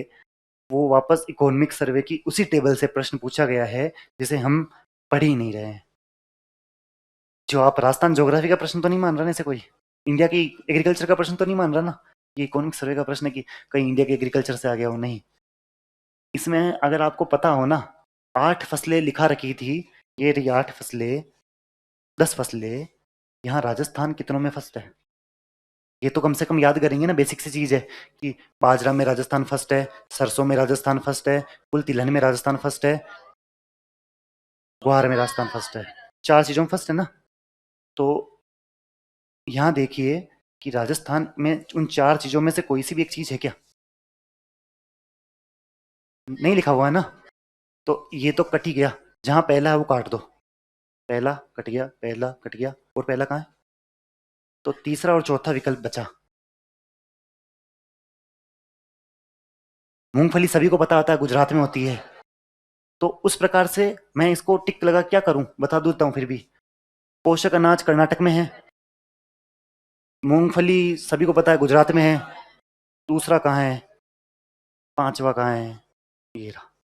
कुल दलहन महाराष्ट्र में है, और सोयाबीन मध्य प्रदेश में है। सोयाबीन का तो वैसे भी आप पता लगा सकते हो कि अपने राजस्थान में सोयाबीन सबसे ज्यादा कहाँ होती है? हाड़ौती में। हाड़ौती में। मार सोयाबीन महाराष्ट्र में है, महाराष्ट्र में कर लो, जो भी करना है कर लो। पर मैं बता रहा हूँ, अपने इस साइड होती है, इस प्रकार से आप कर सकते हो। पर एक दो ऑप्शन कटने से ही प्रश्न हो जाते हैं। मुझे तो यहाँ पास से सही से दिखता भी नहीं है, बहुत क्लोज हो जाता है, दूर से दिखता है, इसलिए दूर जाके खड़ा होता हूँ हर प्रश्न के बाद। तो ये करने का महत्व नहीं है, यहाँ भले मैंने गलत किया हो सही किया हो, मैं सही करूंगा। परंतु ये टेबल देख लीजिए आप, इससे भी तो प्रश्न हो जाता कि लिखा हुआ क्यों है इकोनॉमिक सर्वे में। ये 38.98 पहले ही बताया था मैंने आपको, 2 प्रश्न तो इसी टेबल से आ गए ना। ये होता है इकोनॉमिक सर्वे का महत्व, जो हम शायद नेग्लेक्ट पता नहीं क्यों कर रहे हैं। हमारे टाइम तो बड़ा क्रेज था कि सबसे पहले क्या पढ़ना, इकोनॉमिक सर्वे पढ़ना है, सरकार का है खुद का। ये जो कह रहा था कि आप थोड़ा सा बुद्धि लगाइएगा और सिर्फ ऑप्शन को पढ़िएगा, आपका उत्तर सही हो जाएगा।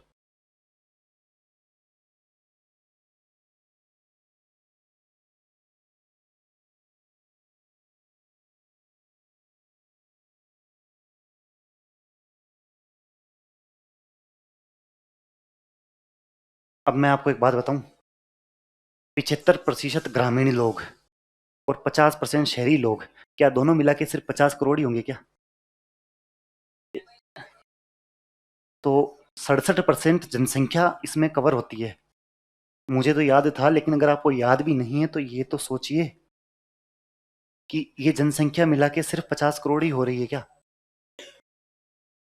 तो या तो इसमें गलती है, इसमें गलती है। इतना तो कम से कम पता लग ही सकता है ना। तो वही बात है कि मुझे पता है कि इसमें गलती है, तो मैं और सी करके आगे चल जाऊंगा। ये कुछ प्रश्न आपको बता रहा था ना कि ऑप्शन ही अपने आप बता देंगे कि यहाँ देखो, यहाँ फोकस करो कि मैं हम में से कुछ गलत है। पहले बताया था, दो ऑप्शन भिड़ रहे थे, आगे बताऊंगा दो तीन ऑप्शन क्वेश्चन और है जिनमें दो ऑप्शन खुद में टकरा रहे हैं, जो सोचते नहीं है। वही कहता हूँ ना, एग्जामिनेशन का प्रेशर होता है जो हमने को ऑप्शन को तरीके से पढ़ने के लिए देता ही नहीं, क्योंकि वहां मानता हूँ घड़ी की टिक टिक चल रही होती है, यहाँ भी तो चलती है। उसको उतना ही सीरियस लीजिए कि वो थोड़ा कम अपने को हड़बड़ाहट महसूस हो वहां पर। टेस्ट का महत्व ये भी हो जाता है एक, कि इंटरव्यू लाइक, मतलब मेन पेपर की जैसी हम एनवायरमेंट यहाँ भी बनाए रखें।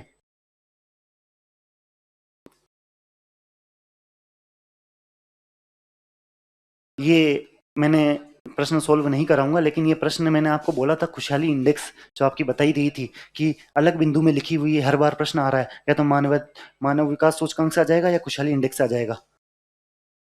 ये रही विश्व खुशहाली रिपोर्ट। आया है ना प्रश्न? अब ये छोड़िए, आपको मैं क्यों सोल्व कर रहा हूँ, तो पुरानी हो गई रिपोर्ट।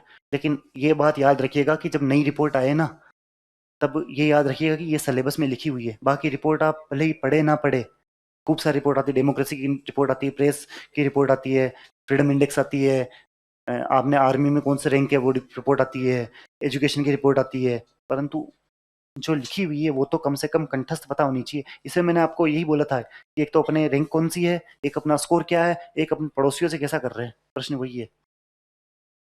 और पिछली बार अपनी रैंक क्या थी, गिरावट हुई है, चढ़ा हुआ है, तीन चार लाइनें हैं। वो तो कुछ ही, वो 2025 की आ गई है। अब आप 2025 की पढ़िए, आप करेंगे तो 2026 की आ जाएगी मार्च में। कब आती है? उस टाइम तो शायद 4 5 अप्रैल को पेपर है, तो शायद ना पूछी जाए, पर 2025 तो देख लीजिएगा। ये आप देख लीजिएगा, सिंपल सा क्वेश्चन है, क्योंकि टाइम कम है, मेरे को ये भी सब कवर कराने हैं। क्योंकि जो साफ साफ क्वेश्चन आ रहे हैं उनको तो, मतलब नोट्स के क्वेश्चन को तो क्या चर्चा करें हम। ये जैसे एक सुधार है कि भारत में 1991 के बाद शुरू किए गए वित्तीय क्षेत्र के सुधारों में निम्न में से कौन सा संबंधित नहीं है? एलपीजी रिफॉर्म्स लिखा हुआ है ना अपने, वहां से प्रश्न है ना ये। सरफेसी एक्ट 2002, लेकिन वित्तीय क्षेत्र से संबंधित है कि नहीं है? पूंजी पर्याप्तता है, ये ये नहीं है फिजिकल रिफॉर्म वाला। ये कुछ, ये अपने खुद के लिए है। ये सरफेसी अधिनियम अलग चीज के लिए था, ये पूंजी पर्याप्तता अलग चीज के लिए, ये इसका उत्तर होगा। एफआरबीएम एक्ट, जो एफआरबीएम भी साफ साफ मेंस के सिलेबस में लिखा हुआ है। एनके जैन की अध्यक्षता में बाद में समिति भी बनी थी, उसके बाद भी और सुधार हो रहे हैं। अभी हमारा टारगेट क्या है? भारत, राजस्थान का एफआरबीएम 2005 का है, अपना ये वाला 2003 का है। तो ऐसे कहते हैं ना कि कौन से प्रश्न ऐसे आ रहे, ऐसे आ रहे हैं यार। जीएसटी वाला प्रश्न देख लिया हमने, हमने ये वाला प्रश्न देख लिया, इसके अलावा भी वो वर्कर पॉपुलेशन वाला प्रश्न था। इतने कोई भयावह प्रश्न भी नहीं आते हैं, पर थोड़ा सा पढ़ना भी पड़ता है और थोड़ा सा वहां देखना भी पड़ता है कि किस प्रकार करें। मैथ्स वाले के लिए तो मैं कह ही नहीं रहा हूँ कि इस पेपर में कोई समस्या थी। 71 वाले में 20 नंबर वो मैथ्स में ले आता है, 25 26 में से तो 51 नंबर ही लाने पड़े थे। पर नॉन मैथ्स वाले भी थोड़ा ध्यान दिए। और अब हर बार ऐसा नहीं होगा, मैं आपको कह रहा हूँ। इस कट ऑफ जाने का मुख्य कारण था कि लोग 110 कट ऑफ की तैयारी कर रहे थे। विश्वास नहीं हो रहा तो आज के साल भर पहले की वीडियो देख लेना। तो आपको पता लग जाएगा कि लोग में ये डर था कि 110 कट ऑफ जाएगी, हमें कैसे भी करके 115 नंबर लाने हैं, तो लोग अटेम्प्ट करते गए। जो प्रमिल माथुर का क्वेश्चन बताया वो भी अटेम्प्ट किया, और वो लोकसभा वाला क्वेश्चन था वो भी अटेम्प्ट किया, क्योंकि कट ऑफ तो 115 जानी है ना। हर चीज की तैयारी वैसे नहीं होती, प्रश्न का ध्यान प्रश्न पत्र के अनुसार क्वेश्चन किए जाने चाहिए। अगर आप, जैसे मैं पटवारी का ही पेपर बता रहा हूँ, कट ऑफ शायद इसकी 250 जाए जनरल की, लेकिन अगर आप 224 पिछली बार जो गई थी उसके अनुसार ही मूल्यांकन करके पेपर करे तो शायद उस तरीके से कर नहीं पाएंगे, क्योंकि पेपर आसान था। हर पेपर में जहाँ बैठे तो अपने खुद को पता लग जाता है कि आसान पेपर है या मुश्किल पेपर है। खुद का एनालिसिस खुद करना होता है एट द स्पॉट। प्रश्न आ रहा है तो बिल्कुल करेंगे, नहीं आ रहा है, बिल्कुल ही नहीं आ रहा है तो क्यों करेंगे, और कट रहा है तो बिल्कुल काटो। ये पुराना प्रश्न हो गया है, लेकिन इकोनॉमिक सर्वे का प्रश्न है, फिर बता रहा हूं मैं आपको। राजस्व राजकोषीय घाटे का संबंध में है, इकोनॉमिक सर्वे का प्रश्न है। खूब सारे इकोनॉमिक सर्वे के प्रश्न है जो आप छोड़ रहे हैं, ये देखिए। फिर वहाँ इकोनॉमिक सर्वे समयबद्ध तरीके से हो नहीं पाता है, समस्या वहां आ जाती है। ये लिखा हुआ है, टेबल बनी हुई, ये टेबल पढ़नी होती है। शायद अब चैप्टर नंबर 1 में है, पहले पीछे था ये, 9वीं 10वीं में था, इस बार चैप्टर नंबर पहले में आ गया है। ये जो नीति बोलते हैं ना, मिनरल पॉलिसी, ये सरकार ने शायद दिसंबर में लागू की थी, 4 दिसंबर की नीति है शायद, 4 दिसंबर 2024। इसमें नीति के अंतर्गत लिखे गए बिंदु है, तीनों सही है। ये नीति भी पढ़नी पड़ेगी, मैं आपको कहूँ। इस बार मेंस में नीति का प्रश्न पता नहीं क्यों नहीं आया। भारत राजस्थान सरकार ने शायद 9 या 10 नीतियां लागू की थी टूरिज्म के लिए, तो राजस्थान ज्योग्राफी में पूछ लिया था। परंतु खनिज की नीति आई थी, एम सेंड की नई नीति आ चुकी है, रिप्स आ चुका है, इन्वेस्टमेंट समिट के लिए आ चुकी है, ऐसी बहुत सारी नीति आई है। रा, राजनिवेश पोर्टल का भी बताया था ना, इस बार और चेंजेस हुए हैं उसमें, राजनिवेश पोर्टल में भी। ये इकोनॉमिक सर्वे का प्रश्न है, इकोनॉमिक सर्वे में स्कीम लिखी हुई है, योजना लिखी हुई है। इस बार भी पढ़ेंगे, अगली बार भी पढ़ेंगे, सभी बिंदु सही है। 5 लाइन में हो रखी है पूरी योजना, 5 लाइनें हैं सिर्फ इस योजना की, और उसमें से 3 लाइनें तो पूछ ही ली। मुझे एक बात बताऊं आपको, उस समय ये प्रश्न नहीं आता था, क्योंकि ये दिसंबर में नीति आई थी और 2 फरवरी को पेपर था, और मैं नीति के डेट पढ़ सकता हूँ पर नीति के अंदर की चीज नहीं पढ़ सकता। मैं आपको बताऊं, उस वाले पेपर में 3 नीति के प्रश्न है। 2 तो इस प्रकार के है कि 31 मार्च 2029 तक लागू रहेगी, 2 नीतियां तो ये पूछी गई, और एक अंदर की चीज पूछ ली गई। मतलब नीति नीति से 3 प्रश्न आए जो दिसंबर में आई थी, नीति से 3 प्रश्न है जो दिसंबर में आई थी। अंदर की चीज नहीं पता, लेकिन मैं सभी सही मार के आ गया था, और वो सही हो गए थे। मैं सही मार के आ गया, ऑल आर, और सही हो गए थे। करने होते हैं ना कुछ चीजें तो वह ठीक ही लग रहा है यार, सही होगा, सही होगा, क्योंकि आरपीएससी वैसे ऐसी मस्ती भी कर देती कि 58 की जगह कुछ और कर दे, 70 की जगह कुछ और कर दे, लेकिन वाह, बालाजी का नाम देके कर दिया, हो गया सही। ये भी वापस इकोनॉमिक सर्वे का प्रश्न है, इसका उत्तर बता देता हूँ, आपने पढ़ा नहीं है लेकिन ये वापस इकोनॉमिक सर्वे का है। बार बार बताने का एक ही महत्व है कि इकोनॉमिक सर्वे कितना इंपॉर्टेंट हो जाता है। आप में से एक ने भी इकोनॉमिक सर्वे नहीं पढ़ा, और शायद आपको साल भर से ऊपर हो गया है, 1.25 साल के आसपास आपके कोर्स हो गया है, इकोनॉमिक सर्वे नहीं पढ़ा है, सोचने वाली बात है। इसका आंसर है ये, इस बार चेंज हो गया है ऑर्डर, शायद एमसीएमई हो गया है इस बार, मैन्युफैक्चरिंग कंस्ट्रक्शन माइनिंग, और उस किसी और का होगा। ये इसका उत्तर है। उत्तर भले ही गलत हो, मान लीजिए, मैं तो सही बता रहा हूँ वैसे, पर भले ही उत्तर गलत हो, परंतु पता तो पड़ रहा है ना कि अगली बार ये क्वेश्चन नहीं आएगा। अगली बार शायद आएगा तब आंकड़े ही बदल जाएंगे, परंतु कहाँ से रहा है, उद्योग से प्रश्न आ रहे हैं। इकोनॉमिक सर्वे भी अगर आपने पढ़ा होता ना, तो मैं आपको बताता कि कृषि से कितने प्रश्न आ गए हैं। 2 प्रश्न आपने देख लिए कृषि से, ये उद्योग से प्रश्न आ रहा है। राजनिवेश पोर्टल कहाँ से था, उद्योग से था। पहले वाले प्रश्न कहाँ से थे, चैप्टर नंबर 1 से थे, एफआरबीएम एक्ट वाला, कितने परसेंट घाटा हो रहा है। जो आपको मैं इकोनॉमिक्स से बता रहा था, तब पहले पहले बिंदु हाईलाइट नहीं किया था कि पूरा एक चैप्टर कवर कर रहा है, वहां से प्रश्न थे। ये प्रश्न कृषि बताया था, वहां से थे। ये उद्योग बताया था, उद्योग से प्रश्न थे। हर बिंदु को कवर किया जाता है पेपर बनाने के टाइम, हर बिंदु को। ये फिर इकोनॉमिक सर्वे का प्रश्न है इंडस्ट्री से, कि ease of doing business ranking कौन जारी करता है। ये रहा उत्तर। ये तो शायद इंडिया इकोनॉमिक में पढ़ा होगा आपने। पर ये राजस्थान इकोनॉमिक सर्वे से प्रश्न, वहाँ कुछ और अथॉरिटी है, वहाँ वर्ल्ड बैंक अपने उस विश्व स्तर पर वर्ल्ड बैंक करती थी, फिर नीति आयोग और अलग अलग है, यहाँ डीओपीआईटी है राजस्थान में। इकोनॉमिक सर्वे का प्रश्न है, आते हैं इतने प्रश्न आते हैं, मैं दिखा दिखा के कब से इकोनॉमिक सर्वे चल रहा है, आधे घंटे से इकोनॉमिक सर्वे पे चर्चा हो रही है। ये फिर इकोनॉमिक सर्वे का प्रश्न है, क्यों नहीं पढ़ रहे पता नहीं। रीति है ना, आंसर है इसका रीति। अब ये रीति बदल चुकी है, सरकार बदलने पर योजनाएं बदलती रहती है, पर मैं आपको कह रहा हूँ कि शायद रीति अभी आई है या कुछ ऐसा ही कुछ, रीति अभी आई है, पहले कुछ और नाम था इसका, तो अब ये रीति आ चुकी है। तो करंट इकोनॉमिक सर्वे इस प्रकार से महत्वपूर्ण हो जाता है। और मैं कह रहा हूं, अगर राजस्थान सरकार खुद की चीजें नहीं पूछेगी, खुद की योजनाएं बच्चे नहीं पढ़ेंगे, तो अवेयरनेस लाने का ये भी तो एक तरीका है कि हमारी योजनाएं ही डाल दो आप सिलेबस में, ताकि बच्चे पढ़ेंगे, टीचर्स पढ़ाएंगे, तो लोग अवेयर होंगे। प्रश्न पूछे जा रहे हैं, लगातार प्रश्नों की इकोनॉमिक सर्वे चल रहे हैं, मैं कोई घर से थोड़ी लिख के लेके आया हूँ। प्रश्न नंबर 52 चल रहा है, इकोनॉमिक सर्वे। ये इसका है, यहाँ 4 ही चीजें हैं, ये तो हमने पहले ही डिस्कस कर लिया। अब मैं एक बात बताऊं आपको, जब अगर खुद आप उसी पेपर में देखें, तो जो प्रश्न नंबर शायद तीसरा चौथा ही था, वहां पे ये ऑप्शन था, और यहीं पे इन्होंने ये प्रश्न पूछ लिया है। मैं आपको जब कह रहा हूं कि आरपीएससी कुछ ना कुछ हिंट छोड़ती है, तो ये भी तो एक हिंट ही है कि अरे यार, वहां तो अगर तसल्ली से पढ़ेंगे तो 71 का पेपर तो नहीं था, अगर इस प्रकार के हिंट दे रखे हैं तो आगे तो और इजी इजी हिंट आएंगे, बिल्कुल कटने वाले कि यार ये क्या कर रहा है, दूसरा तीसरा तो बिल्कुल ही क्लेश करा रहा है, वहीं से पता लग जाते हैं। मेटेक ये तो सही है ही है, ये इसका उत्तर ये रहा, क्योंकि ये सभी को याद है, 4 जगह है। कागज, कोटा, ये रहे, इस तरीके से याद कराया था।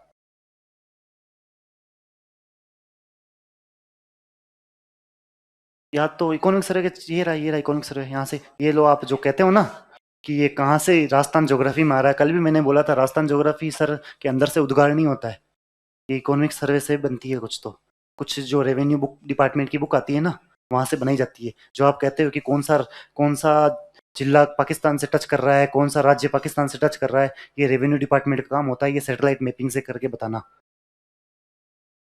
ये इकोनॉमिक सर्वे खत्म हो जाए, मैं खुद चाह रहा हूँ। ये मैं जो आपको प्रश्न कह रहा था नीति से आया है, ये रहा इसका उत्तर।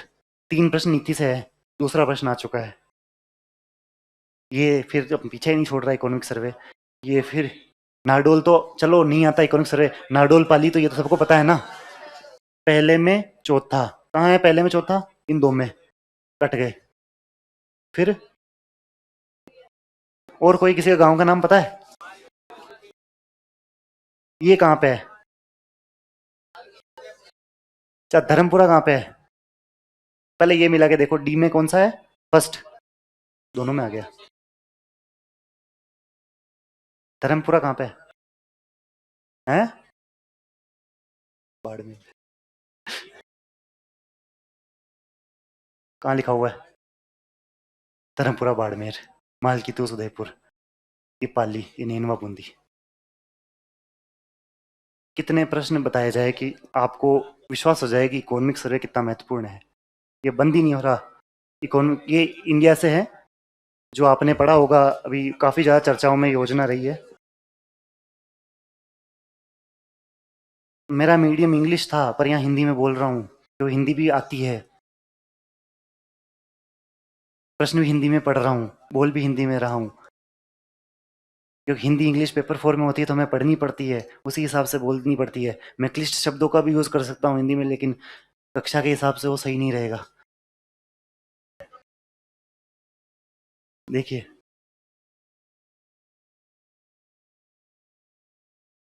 मैं आपको बता दूं कि इसमें अगर आप उत्तर ये पढ़ने का प्रयास करेंगे ना, तो कहीं क्लेश हो रहा है क्या, नहीं हो रहा। आप जब देखेंगे ना, 78,000 रुपए तक दिए जाते हैं, और सभी में अलग अलग है, ये 30% सभी पे अप्लाई नहीं होता, ये हो गया हमारा, बाकी सब सही है। आसान प्रश्न है यार, ये तो सब पढ़ते हैं। प्रधानमंत्री सूर्य घर मुफ्त बिजली योजना जो काफी चर्चाओं में है, इसके तहत राजस्थान ने भी कुछ टारगेट रखा कि कितने लाख घरों को हम सौर ऊर्जा से करेंगे। ये अगर अगले बार प्रश्न आ जाए तो घबराना मत। एक पहला स्टैंड अलोन सोलर लगाई थी बालोजी नामक गांव में। कोई 10 परीक्षा में प्रश्न पूछ लिया वो बालोजी का। हम ये भी देखना कि पहला सोलर से चलने वाला गांव कौन सा है। आएंगे इकोनॉमिक सर्वे में प्रश्न आएंगे। मैं इकोनॉमिक सर्वे हटे तो मैं आगे कुछ बोलूं, हट ही नहीं रहा। फिर इकोनॉमिक सर्वे है। जो मैंने नीचे नीचे एक लाइन बताई थी कि इतने वृद्धजनों के लिए ऐसा है, विकलांगों के लिए ऐसा है, जनजातियों के लिए ऐसी चीजें हैं, वो वहीं से ये प्रश्न आया है। दिव्यांग जनों के लिए आस्था योजना किन के लिए होती है? जो 40% से ज्यादा किसी परिवार में दो दिव्यांगजन हो, वो आस्था योजना के लिए एलिजिबल होते हैं। आगे बढ़ते हैं, इकोनॉमिक सर्वे का प्रश्न है। 150 प्रश्न कराने, शायद समय बहुत कम बचा है, आगे बढ़ते हैं। अरे यार, स्वनिधि योजना, जो फिर मैं वही कह रहा हूं ना, वो जो एक बड़ी सी लाइन बताई थी मैंने आपको कि उससे प्रश्न आ रहे हैं। ये जो रोजगार नहीं है ना, उनके लिए है स्वनिधि योजना। जो हमारे स्ट्रीट वेंडर्स है ना, उनको सशक्तिकरण करने के लिए। आगे बढ़ते हैं। आगे आपके बायो के प्रश्न, खुश हो जाओ, इकोनॉमिक सर्वे गया। ये मोतियाबिंद आंखों का प्राकृतिक लेंस धुंधला क्यों हो जाता है? किसकी वजह से होता है? अरे धीरे बोलो। किसकी वजह से होता है? प्रोटीन की वजह से होता है? हैं? आंखों में वसा आ रहा है, प्रोटीन। ये जो आपके लिखाई गई है दूसरी दूसरी कि क्यों होता है, ये मोतियाबिंद यही है ना?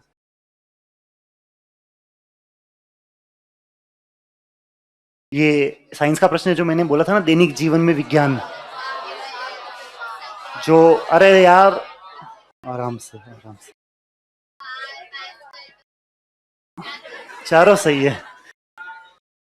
इसमें चारों ही चारों विकल्प सही है। ये दैनिक विज्ञान का जो पहला ही पहला टॉपिक बताया था ना। अब आप इकोनॉमिक सर्वे से परेशान हो गए और आप साइंस से परेशान हो गए, क्योंकि मैंने पेपर का नाम बताया था general awareness and general science. General science के प्रश्न क्यों ना पूछे? इकोनॉमिक सर्वे के तो अनगिनत प्रश्न हो गए, आपको पता भी लग गया होगा क्यों पढ़ना है घर जाके। मेंस में भी ऐसे ही आता है। ये फिर इकोनॉमिक सर्वे आ गया। ये जो मैंने एक टेबल बोली थी कि विकास परियोजनाएं नाम लिया था, वृहद विकास परियोजनाएं, वो वृहद विकास परियोजनाएं नाम की 14 या 15 है और एक एक पेज में बनी हुई है। और उन्हीं से ये प्रश्न है कि राजस्थान शहरी क्षेत्र विकास कार्यक्रम किसके लिए किया जाता है? तीसरा इसका उत्तर है। आगे बढ़ते हैं। सीधा सीधा प्रश्न है, इसको चर्चा की जाए तो भी कोई महत्व का नहीं है, परंतु मैं बता दूं कि वृहद विकास परियोजनाएं जो एक ही टेबल में लिखी हुई है, वहीं से ये प्रश्न है। आगे और प्रश्न मिलेंगे, एक और प्रश्न आएगा, ये तो एक हुआ है उसी टेबल से। ये कुछ हॉट टॉपिक होते हैं जो पता नहीं क्यों नहीं देखते। मैं बता रहा हूँ, मेरे जो दोस्त थे ना, दो दोस्त आए थे मात्र मात्र 3 महीने पहले, और 3 महीने में प्री पास हुआ है। क्योंकि मेरे और मेरे साथी जो दोनों इंटरव्यू दे रहे थे, हमने उन्हें चिन्हित करके टॉपिक बताए थे कि हमारे पास समय कम है ना, तो सिर्फ ये टॉपिक पढ़ लीजिए। उससे प्री पास हो गया है। 82 नंबर थे, 81 थे। 3 महीने में जो बैच बनते हैं, मैंने उन्हें साफ मना किया था कि अपने नोट्स ही पढ़ लो, क्योंकि बैच भी चालू हो गए थे उस टाइम, तो और लेट थे, तब तक बैच भी चालू हो चुके थे। नोट्स सबसे नोट्स ले गए, कुछ तो नोट्स हमारी कॉपियों से ही पढ़े, और टॉपिक बता दिए थे सिर्फ ये टॉपिक पढ़ लेना। पास हुए, 82 मार्क्स आए हैं। और 3 महीने भी वो तो ढंग से नहीं पढ़े, वो तो जिम और जाते थे शाम को। तो मैं बता रहा हूँ कि प्री में अगर सेलेक्टिव आप पढ़ ले, और अगर कोई आदमी हो आपको बताने वाला कि, जैसे हम दो दोस्त जो अभी इंटरव्यू दिए थे, तो हमें पता था ना कि पेपर कहाँ से आ रहा है। कुछ वो बिंदु थे जो मैं आपको बताने का प्रयास कर रहा हूँ, कि वो बिंदु आप भी समझे कि प्री का पेपर और मेंस में भी यही है। मेंस में भी यही है कि कुछ चिन्हित होते हैं बिंदु, वहीं से प्रश्न आ रहे हैं। वो आप समझने का प्रयास कीजिए कि सिलेबस की इंपॉर्टेंस ऐसे होती है। ऐसे नहीं कि मैं आपको कह रहा हूँ सिलेबस याद करो नहीं तो तुम पास नहीं होगे। सिलेबस याद करने का महत्व ऐसा है कि हम प्रश्न देखेंगे तो पता लगाएंगे कि सिलेबस के इस बिंदु से प्रश्न आ रहा है और ये बिंदु मेरे को पढ़ना ज़्यादा है। राजस्थान के प्रमुख व्यक्तित्व पे ध्यान दीजिएगा, प्रश्न आएंगे 2 इस बार। ऐसा अंदर से आता है, आ रहा है। अरे नहीं, मैं उस तरीके से नहीं कह रहा हूँ, क्योंकि प्रमुख व्यक्तित्व पे प्रश्न आते हैं। मेजर शैतान सिंह पे कितने प्रश्न आ गए आपको शायद पता भी नहीं है, अभी भी आया था। प्रमुख व्यक्तित्व है वो। राजस्थान के प्रमुख व्यक्तित्व से प्रश्न क्यों ना पूछे जाए लास्ट लास्ट में।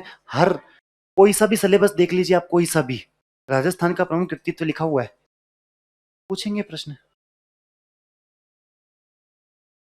ये इसका उत्तर परसेप्शन लेयर होगा शायद।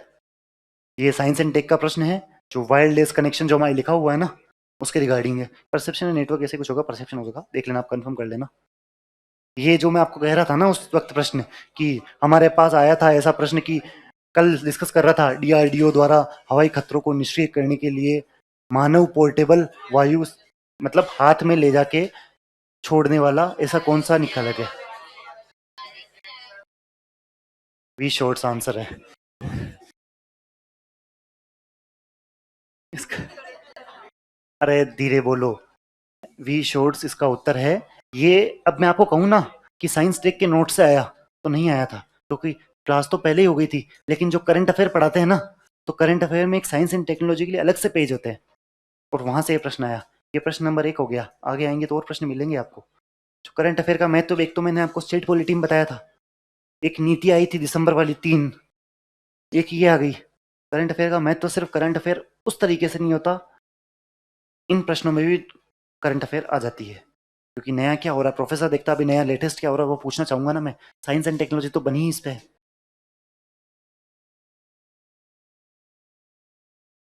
ये आराम से पढ़ना, और एक चीज, थोड़ा सा बुद्धि लगा के ऑप्शन देखना, कि हम हमारे बारे में वैसी बातें बोलेंगे क्या, कुछ देखना, कुछ पहले ही बताया होगा हमने।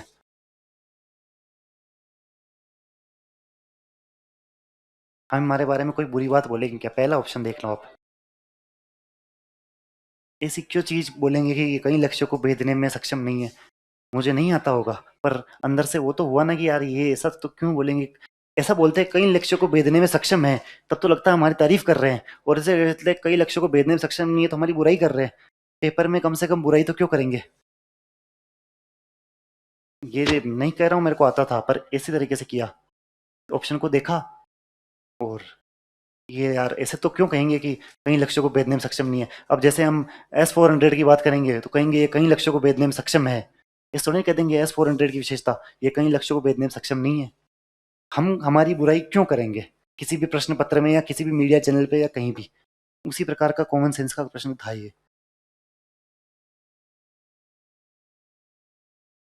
ये इकोलॉजी का प्रश्न मानिए, क्योंकि पर्यावरणीय चीजें भी लिखी हुई है।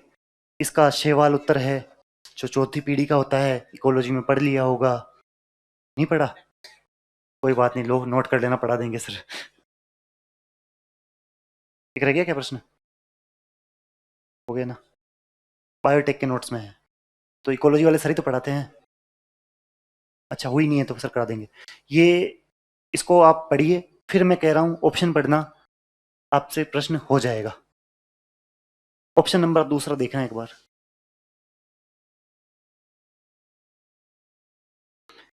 शब्द पढ़ना कितने, उस प्रकार का ये उत्तर प्रश्न है कि खुद ही पागलपन से भरा है। यहाँ लिखा हुआ सुपरवाइज लर्निंग, यहाँ लिखा हुआ पर्यवेक्षित अधिगम, और क्या लिखा हुआ है, निवेश डेटा के बिना प्रशिक्षित किया जाता है। अगर किसी पे सुपरविजन हो रहा है तो किसी से देख के ही तो सीखेंगे, बिना डेटा के कहाँ से सीख लेंगे। ऑप्शन में ही मैं कह रहा हूँ ना, अगर हम ठंडे दिमाग से कुछ सोचते तो अब तक कम से कम 7-8 प्रश्न ऐसे आ चुके हैं जो ऑप्शन से ही हो रहे थे। इस ऑप्शन को पढ़ के डाउट तो होता है ना। मेरे 140 करने के पीछे कारण यही है कि जब जहां भी डाउट होता है मैं कर लेता हूँ। और 30 प्रश्न होने का वजह भी यही गलत है कि जहां भी डाउट होता है वहां कर लेता हूँ तो गलत भी हो जाते हैं। फिर भी 110 तो सही हुए ना। इस प्रकार से थोड़ा अगर ऑप्शन को देख के किया जाए तो भी हो जाता है। ये एक्सटेंसिव प्रैक्टिस से आएगा, जब हम यहाँ भी प्रश्न देखेंगे, छोटी छोटी गलतियों को पहचानने का प्रयास करेंगे ना, हो जाएगा। अगले प्रश्न पे चले। मैं आपको बाकी ऑप्शन देख लेना, टाइम कम है, आप फिर बोलोगे क्लास है क्लास है क्लास है, तो जल्दी करा देता हूँ। वाशी और कर प्रोटीन। कल मैं आके आपको एक बोला था चीज कि बीमारियों से प्रश्न आएंगे और आपके भोजन व आहार से प्रश्न आएंगे। जब हम वाइटामिन पढ़ते हैं, प्रोटीन की होने वाली बीमारी पढ़ते हैं, बीमारी से प्रश्न आया कि नहीं आया? और ये सिर्फ आर एस प्री में नहीं, एस आई में या किसी भी ऑब्जेक्टिव एग्जाम में भी ये प्रश्न आएंगे, क्योंकि ये इंपॉर्टेंट बिंदु होते हैं। सही में इंपॉर्टेंट बिंदु होते हैं ये, हम माने या ना माने, ये इंपॉर्टेंट चीजें होती है। तो इसका उत्तर प्रोटीन है। आगे बढ़ते हैं। ये साइंस चल रही है, आप मानिएगा कि बाइफरकेशन करना कि बायोलॉजी के कितने प्रश्न हैं और वहीं अपने टेक्नोलॉजी से कितने प्रश्न हैं, और टेक्नोलॉजी में भी करंट से रिलेटेड कितने प्रश्न आ रहे हैं। क्योंकि आप जब पढ़ेंगे ना, 16-17 प्रश्न तो मैं कल बोल के चला गया, पर मेरी जिम्मेदारी भी तो बनती है कि आपको बताऊं कि बायोलॉजी कितने हैं, करंट के कितने हैं, टेक के कितने हैं। ये क्वाशी और का लिखा हुआ है, मेरास्मस लिखा हुआ है।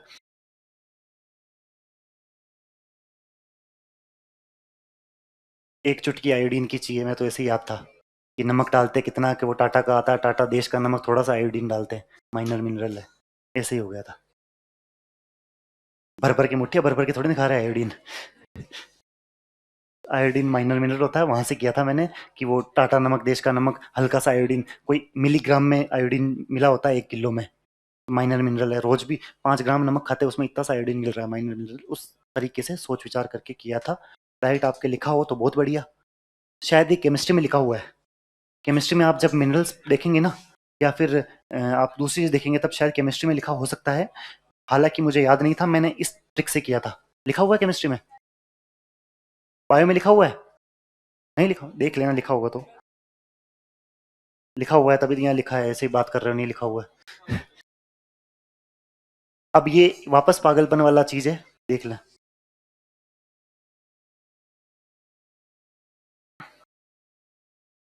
यहां तो करा दिया जीवाणु से, यहां कर दिया विषाणु से। अब मैं इनको तो क्यों देखूं, यही ये एडीज में ही दो चीजें कर रहा है। मेरे को एक ही बीमारी दो चीजों से हो जाएगी क्या? डेंगू तो सबको पता है वायरस का है, मतलब ये वाला सही है। ऑप्शन में कितने कॉन्फ्लिक्ट आप देखिए। पेपर बनाने वाला तो चाह रहा है कि तुम करो स्कोर, पर हम पहले ही घबराहट लेके बैठे हैं कि हमसे प्रश्न हो ही नहीं रहे, तो कहाँ से होंगे? भिड़े न भिड़े। कितने उत्तर हो गए इसी प्रकार के जो ऑप्शन सही हो रहे हैं? कुछ सोच विचार करके इस प्रकार किए जा सकते हैं। तुक्के मारने की कला भी ऐसे आती है कि ऑप्शन को अच्छे से देखेंगे तो तुक्के लगेंगे। ये तो चलो छोड़ो, क्या पढ़ रहा हूँ, सबने याद ही है, मध्यम है। ये रेस की इकोलॉजी में बना हुआ है। ये एक आसान सा प्रश्न है, फिर से आप ऑप्शन पढ़ना और ऑप्शन से हो जाएगा।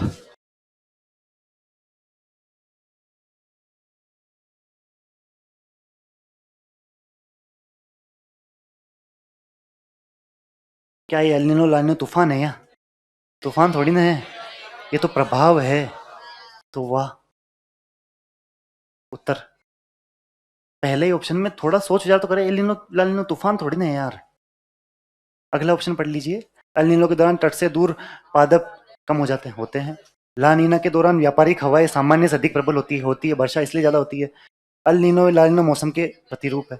तो इसमें तो ये तो सब सही है ना, आंसर तो ये हुआ ना। तूफान तो नहीं है ना। ऑप्शन बता रहा हूँ खाली खाली। ज्योग्राफी आ गया प्रश्न, साइंस टेक खत्म तो नहीं होगा, आगे आ जाएगा।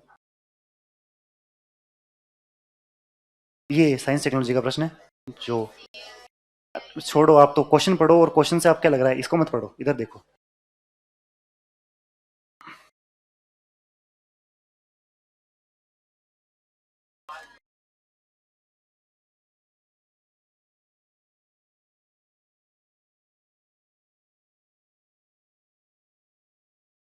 होते हैं ऐसे ही प्रश्न।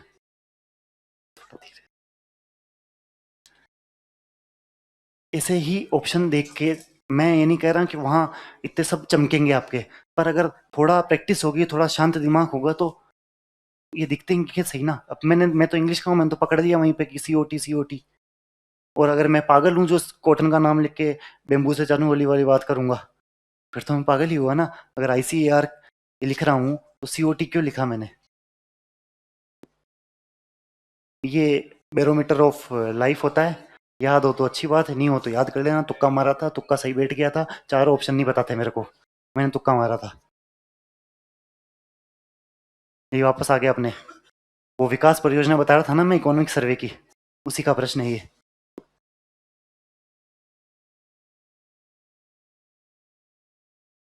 वैसे एक बात बताऊं मैं आपको, ये जो प्रश्न था ना, ये वैसे डिलीट होने वाले प्रश्नों में से था, परंतु हुआ नहीं। यहाँ एएफडी आंसर माना था और उस हिसाब से किया था।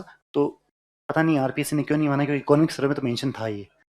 अभी भी है ना, एएफडी है ना, उस हिसाब से कुछ आरपीएससी ने कुछ माना नहीं था। ये आपके इकोनॉमिक सर्वे से मान लो, या राजस्थान ज्योग्राफी से मान लो, जो मैंने आपको बताए थे उत्कृष्टता केंद्र से प्रश्न पूछे जाएंगे। ये आ गए आपके उत्कृष्टता केंद्र। क्या खा के मरी? खजूर कहाँ है? देवदास। मिला लो, ऑप्शन करो। मैंने जब आपको कहा था कृषि लिखा हुआ है, तो उत्कृष्टता केंद्र से प्रश्न पूछे जाते हैं। किसी पेपर में एक, किसी पेपर में दो पूछे जाते हैं, इसलिए कहते हैं कि हाईलाइटेड बिंदु को पढ़ना चाहिए। आप पेपर का ट्रेंड देखेंगे ना, तो एग्जामिनर खुद को, अब मैं आपको एक बात बताऊं, मैं अगर पेपर बनाने बैठा हूं ना, तो मैं 3 पेपर तो बहुत शिद्दत से बनाऊंगा, और चौथे पांचवें पेपर में आने के बाद मैं थक जाऊंगा कि रोज का ये काम, आरपीएससी रोज लेटर लिख देती है, ये पेपर बनाओ, ये पेपर बनाओ। पहले बने हुए जो पेपर होते हैं ना, उन्हीं से मिक्स करके और पेपर बना के भेज दूंगा। थोड़ा तो आलसी सब रहते हैं, सब आलसी रहते हैं, क्यों आलसी ना रहे?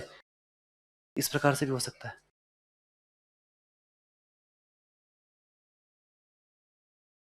ये तो आपके जो लिखी हुई है लिस्ट, आपके पास भी नोट्स में है, कोई बताने वाली बात भी नहीं है। ये जो इकोनॉमिक सर्वे के सस्टेनेबल डेवलपमेंट गोल्स है, इसको आप इकोलॉजी का मान सकते हो, इकोनॉमी का मान सकते हो। हालांकि इकोनॉमी में सतत विकास लक्ष्य लिखे हुए हैं। ये लक्ष्य नंबर 15 है, 15 नंबर इसका उत्तर है। 1 से 17 आपको याद होने चाहिए। ये लिखे हुए हैं इकोनॉमिक सर्वे के। ये साइंस एंड टेक्नोलॉजी का प्रश्न है, बायोटेक्नोलॉजी से, 2023 में। मैंने फिर से बता दूं आपको, ये इस प्रकार से किया था कि मुझे एक बात पता थी कि गिर नाम की जो नस्ल होती है ना, वो सबसे अच्छी नस्ल होती है। तो मैं क्यों कोई खराब चीज बनाऊंगा? अगर मुझे क्लोनिंग करनी है तो मैं सबसे अच्छी चीज की करूंगा ना। तो इस वजह से मैंने गिर मारा था। ये भी एक आर्ट होती है,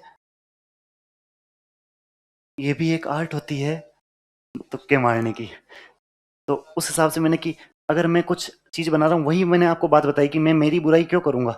गिर नामक जो गाय है पूरे भारतवर्ष में फेमस है, जो अजमेर नागौर इलाके में पाई जाती है। पुष्कर का मेला भी चल रहा है अभी, गिर नस्ल के आप देख लीजिएगा कितनी वाहवाही है। तो गिर चीज जो अच्छी चीज है उसके तो क्लोन करूंगा। इसका उत्तर ऐसे हो जाएगा। ये रीजनिंग के प्रश्न आ चुके हैं, रीजनिंग मैथ्स। पहले अपन हिस्ट्री की डिस्कस कर ले क्या?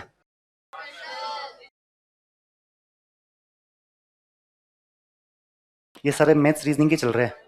20 प्रश्न होंगे, बता दूंगा आपको, 20 प्रश्न।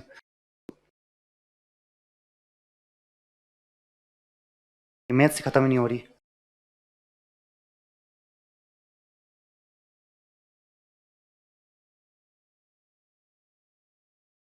हाँ, एक और बात बताता हूँ आपको, करंट के क्वेश्चन आ गए। फटाफट फटाफट देख लीजिएगा कि करंट के किस प्रकार। अरे रुको, से शुरुआत से करने दो।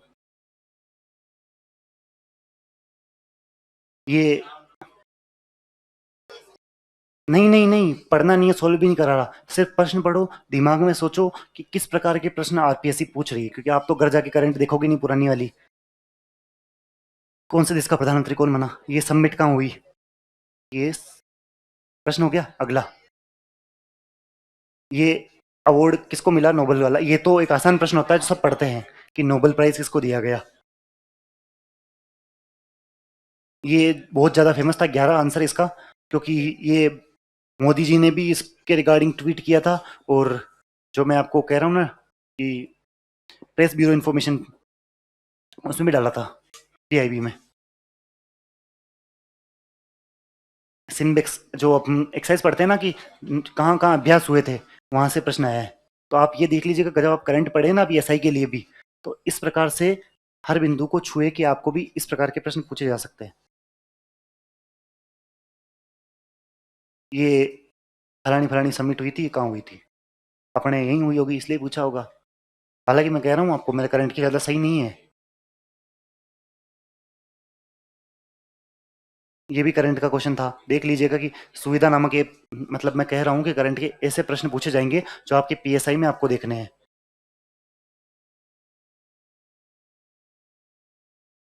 ये हमारे लद्दाख में डाली गई थी। ये इंपॉर्टेंट प्रश्न होता है जो सभी ज़्यादा एम्फेसिस करते हैं, तो ये भी आप देख लेना बाद में।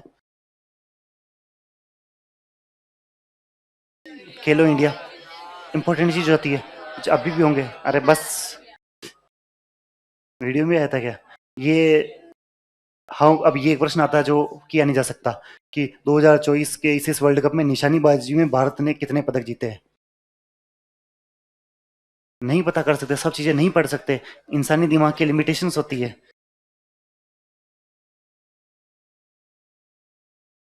ये भी करंट का क्वेश्चन था। ये भी करंट का प्रश्न था। अब आगे हमारे, अब धीरे, ये तो सभी को पता है ना, रावचंदा को मंडोर दहेज में प्राप्त हुआ था। सभी को मालूम है ना ये चीज तो। रावचुंडा की मृत्यु के तुरंत पश्चात राव रणमल राजगद्दी पर आसीन हुए थे।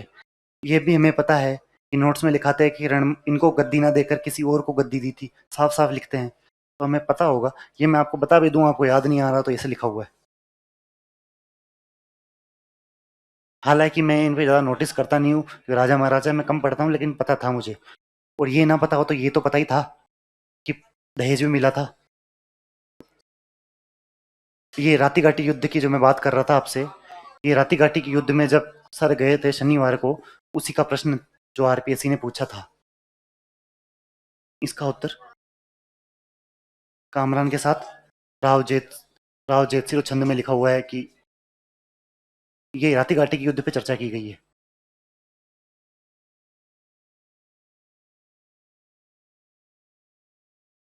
ये आपके जो प्राचीन काल है ना, ओजियाना की खोज किसने किसने की? आरसी अग्रवाल ने नहीं की, इन्होंने नहीं की। ये दूसरे, ये दोनों हैं। यहाँ मैं आपको फिर उत्तर नहीं बताने बैठा हूँ, यहाँ मैं आपको सिलेबस को याद दिलाने बैठा हूँ कि आपके सिलेबस के किस बिंदु से ये प्रश्न आया है। जो ऊपर ही ऊपर प्राचीन काल की जो लिखी हुई है ना, मुश्किल से 10 चीजें अपन ने पढ़ी है इसमें, 10 अलग अलग नाम, कालीबंगा हो गए, ये तो बनास सभ्यता के अंदर ही 3 नाम पढ़े थे अपन ने, बालाथल, ओजियाना, वहीं से आया है ये। ओजियाना, ये 3 एरो मार के मैंने तो लिख रखा था, तो मुझे पिक्टोग्राफिक मेमोरी के तौर पर याद था।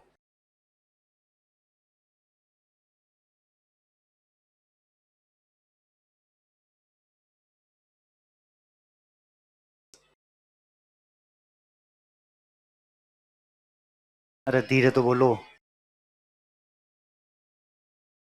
बताओ।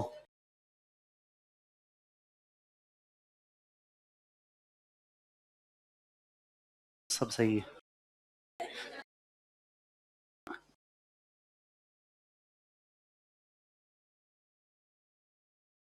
नहीं पता ना, नहीं पता, मेरे को भी नहीं पता। नहीं करके आया, मैं छोड़ के आया हूँ, तो क्या क्यों मारूं? हालांकि इसका उत्तर शायद उदयपुर होगा, शायद। मुझे नहीं पता था, ये मैं आपको खुलेआम इसलिए बता रहा हूँ क्योंकि सभी चीज़ें हमको नहीं आ सकती। ये बात जानना आवश्यक है कि सभी चीज़ें, इन इन प्रश्नों से घबराना नहीं है। अब ये ऐसे सादुलकर समिति, कोई और समिति आ जाएगी, इन्होंने हमारे जो वागड़ क्षेत्र में जो भील है उनके उत्थान के लिए इस प्रकार से कार्य किया था, इसलिए उदयपुर मार सकते हैं। ये एक आसान सा प्रश्न है जिसमें लोग काफ़ी कंफ्यूज हुए थे, इस वजह की, इसकी वजह से।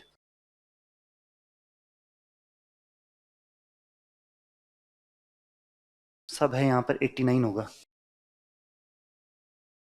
बहुत माइन्यूट सी चीज़ थी। वोल्टर कृत वाली है ना ये? हाँ, वोल्टर कृत राजपूत हितकारिणी सभा, 1989 में इसकी स्थापना हुई थी। बस असत्य से बचाना था। हालांकि बहुत सारी जगह 1988 भी लिखा है, सॉरी 1888 भी लिखा है, इसीलिए लोगों को कन्फ्यूज़न था। परंतु इसका उत्तर ये होगा 1989। मेरे तो कोरोना काल के जो नोट्स थे यूट्यूब पे सर ने पढ़ा रखा था, उसमें मैंने 1989 लिखा था। और हाँ हाँ, वही 1889, तो मुझे याद है।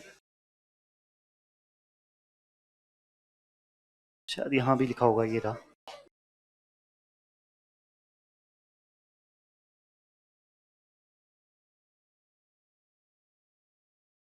हिस्ट्री का मैं थोड़ा कम समर्थक हूँ ना, आपको पहले ही कहा कि हिस्ट्री में कम पढ़ता हूँ, कारण यही है। अरे इस साइड वाले लोग थोड़ा धीरे बोल लो, थोड़ा सा धीरे बोल लो।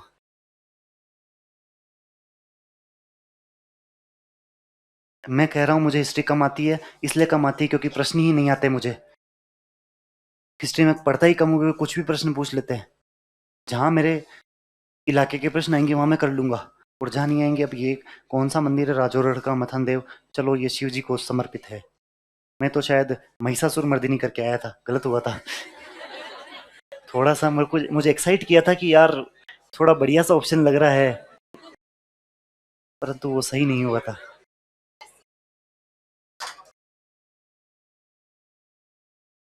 चौतारा आर्ट एंड कल्चर का आ गया, अब संगीत से।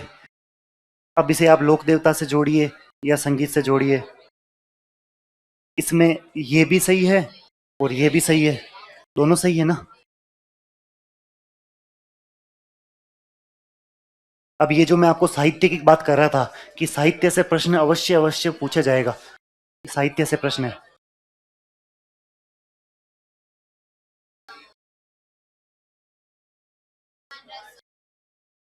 दलपत विजय की है ये, खुमान रासो।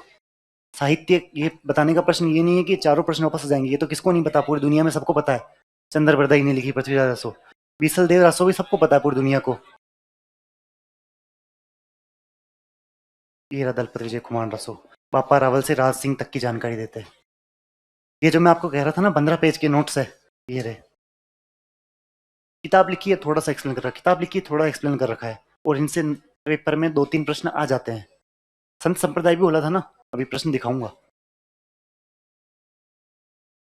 ये अपने चित्रकला से सीधे सीधे पहचानने थे। अब मेवाड़ का साहिब दीन किसे नहीं मालूम, निहाल चंद किसे नहीं मालूम, मारवाड़ का शिवदास किसे, अली रजा और रुकनुद्दीन किसे नहीं मालूम। तो आसान प्रश्न था हिस्ट्री का, मैंने भी किया, आपने भी किया। आपने 4 गोटे हिस्ट्री के एक्स्ट्रा मारे, वो महिषासुर मर्दिनी वाला आंसर में करके आए, आप छोड़ के आए होंगे, बस फर्क इतना ही रहेगा। सभी को हिस्ट्री आ नहीं सकती क्योंकि हिस्ट्री इतनी सी नहीं है, हिस्ट्री इतनी है। ये मेरा विश्वास रखिए कि एक बीमारी होती है, कुछ लोगों को, मेरे दोस्तों को भी है, वो बीमारी से ग्रसित है, बुरा मत मानिएगा, परंतु हिस्ट्री पढ़ने में बहुत मजा आता है। यहाँ आरएस की तैयारी करने आए हैं तो हमें ये जरूर जान लेना चाहिए कि हिस्ट्री इतनी ज़्यादा महत्वपूर्ण है। 17 प्रश्न मैंने आपको दिखाए थे शुरू शुरू में, पर 17 प्रश्न के 17 प्रश्न आपको नहीं आएंगे, 17 में से 10 प्रश्न ही आएंगे। मैं खुद हिस्ट्री पढ़ता हूँ पर इतनी नहीं पढ़ता जितनी लोग पढ़ते हैं, और राजा महाराजा तो उतने ना पढ़े, क्योंकि राजा महाराजाओं की जो मोटी मोटी चीज़ें वो सभी को पता होती है। कल्चर अवश्य पढ़े, कल्चर के मैंने इतने 100 रिवीजन मार रखे होंगे कल्चर के कोई, पर कल्चर प्रश्न भी तो पूछते हैं। मॉडर्न के खूब पढ़ रखा है, मॉडर्न से प्रश्न भी तो पूछते हैं। मेरे प्रश्न, आपके प्रश्न और मेरे प्रश्नों में एक बात बता दो कि ज्यादा से ज्यादा एक प्रश्न का अंतर होगा, वो आप ज्यादा सही करके आ रहे होंगे बस। मैं हिस्ट्री को उतना ही समय देता हूँ जितना मैं ज्योग्राफी को देता हूँ, और प्रश्न शायद ज्यादा ज्योग्राफी में सही करके आता हूँ। भले ही ज्योग्राफी का कितनी बार रिवीजन लग गया हो, परंतु ज्योग्राफी को फिर भी पढ़ता हूँ। ये प्रश्न आसान था, सभी कर सकते हैं, मैं भी कर सकता हूँ। मुश्किल प्रश्न तो आप भी नहीं कर सकते, मैं भी नहीं कर सकता हूँ। एंशियंट मिडेवल के आएंगे जब तो हाथ जोड़ेंगे। ये रहा वो प्रश्न जो कह रहे थे लालदास जी विवाहित थे या अविवाहित। दोनों सही है। ये आप देखिएगा कि यहाँ कहीं लिख रखा हो, अरे एक गलत है, हाँ मतलब इनके पुत्र वाला बताने में रह गया मैं। ये जो कुतुब खां है ना, ये लालदास जी का बेटा है। राजीव सर की वीडियो भी आ जाती है कि बिना शादी के बेटा कहाँ से आ गया, दूसरा वाला गलत है मैं मान रहा हूँ, परंतु ये बात है। और ये कसुमल रंग, लाल लाल सुर्ख लाल, जो सुर्ख लाल कहा जाता है, इसके लिए तो एक कहावत भी है। तो ये होता है लाल रंग, सुर्ख लाल होता है वैसे तो। राजस्थान बोर्ड की किताब में सुर्ख लाल लिख रखा है, यहाँ लाल ही लिखा है इन्होंने, क्योंकि अगर सुर्ख लाल लिख देते तो सभी को सुर्ख लाल करने की हो जाती कि लाल सुर्ख लाल ही होगा फिर तो। ये जो मैं मॉडर्न हिस्ट्री से कह रहा था, एक शोभाराम जी,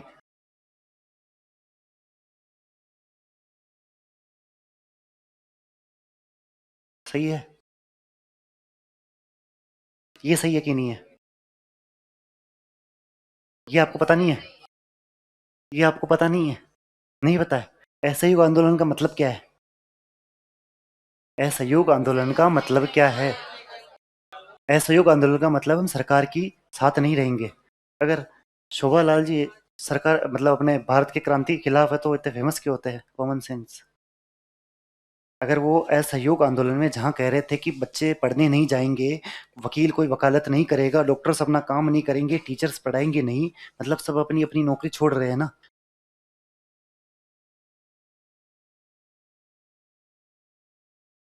पता नहीं होगा लेकिन ठीक है। ये क्या है? इसका पहेलिया है ना? पहेलिया की लोकोक्तिया है। बस थोड़ा सोचने विचार करने पे ही लग जाता है कि यार आड़ी हियाड़ी। उस हिसाब से कह रहा हूँ पहेलिया है। ये ला लो, करो।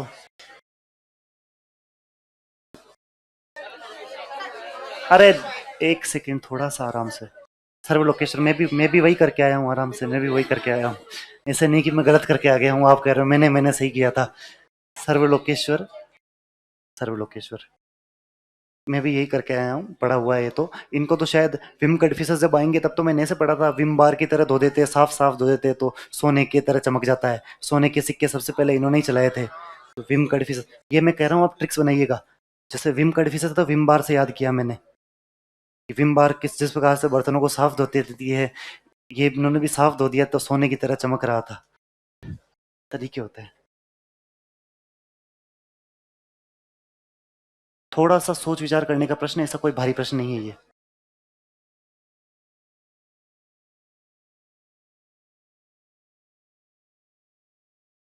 सही है ना?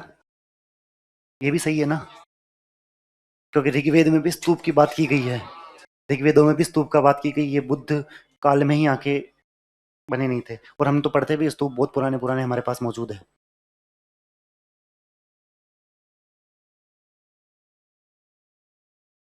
करो। हिस्ट्री पढ़। ये सिंहली सिंहली भाषा में है। ये दोनों सिंहली भाषा में है। बाकी दो कट गए, हो गया हमारा आंसर। जब दीप वंश और महावंश कट जाते हैं तो हमारे पास ए और डी ही बचता है। ये रहा उत्तर। पता था मुझे, ऐसा मैं सोचना पता नहीं था। हिस्ट्री थी तो पढ़ता ही था। आजीवक संप्रदाय। आसान है ना?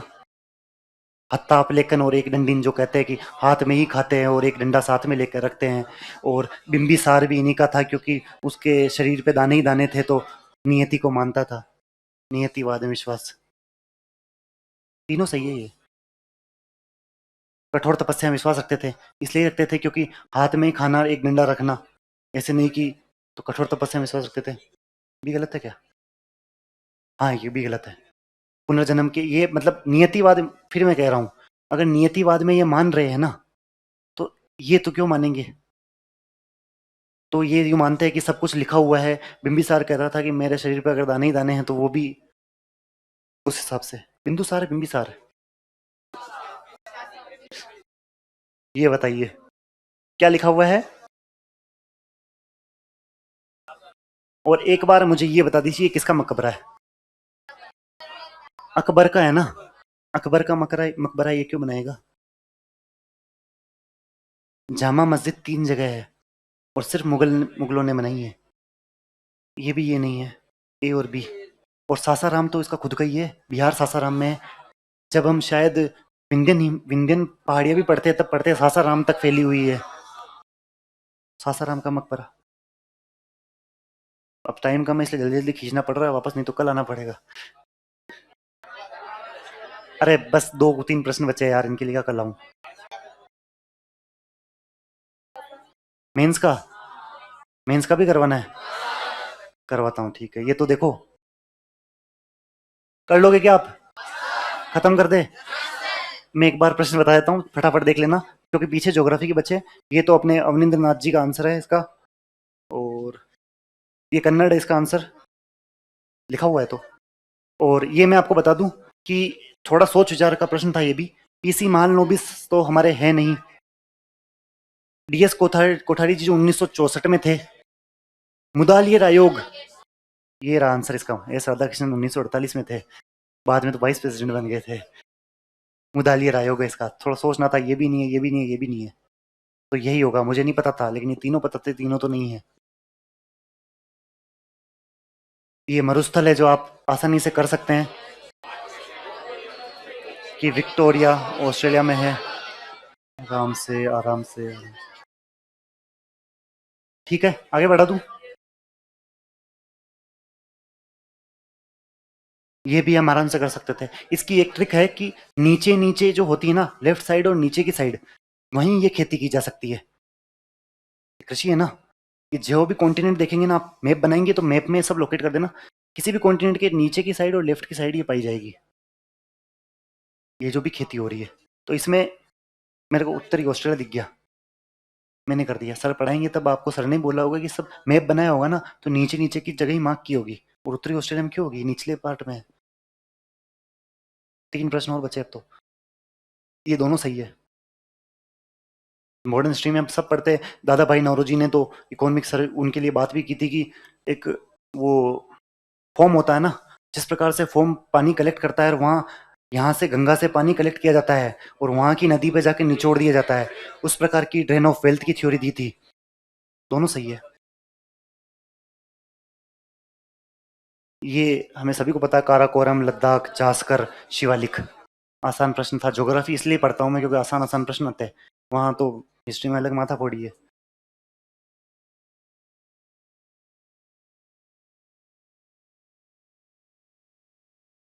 समय का मैं बता देता हूँ, 1 2 3 सही है। यहाँ यूएस, रूस होगा, यहाँ पे लिखा हुआ है ना हमारे साफ साफ, यहाँ रूस होगा। और ये तो हमें सभी को पता है कि ये भूमध्य सागर से ही उत्पन्न होते हैं। लौटता मानसून तमिलनाडु की तट पर वर्षा करता है, ये भी मालूम है। चेन्नई में वर्षा की क्षमता मुंबई से अधिक होती है, सब मालूम है ना। चौथा भले ही मालूम ना हो, हालांकि लिखा हुआ है, परंतु फिर भी ये 3 तो हो सकते हैं ना। एक और 2 प्रश्न बचे बस। ये नदियों का है, मिलान कर लेना। तीस्ता ब्रह्मपुत्र की सहायक नदी है, पूर्णा गोदावरी की है, तीस्ता ब्रह्मपुत्र हिरण नर्मदा की है। अरे मतलब जो भी हुआ बता दिया मैंने, बोल दिया सही सही। और लास्ट प्रश्न है, फिर आप जाओ। ये रहा प्रश्न, इसका उत्तर पता हो तो चल जाना। हाँ जी सर। जी सर, करवा दूंगा अभी क्लास खत्म करते के बाद। हाँ, इसका प्रश्न क्या है, उत्तर क्या है? ठीक है सर, क्लास एंड कर दो।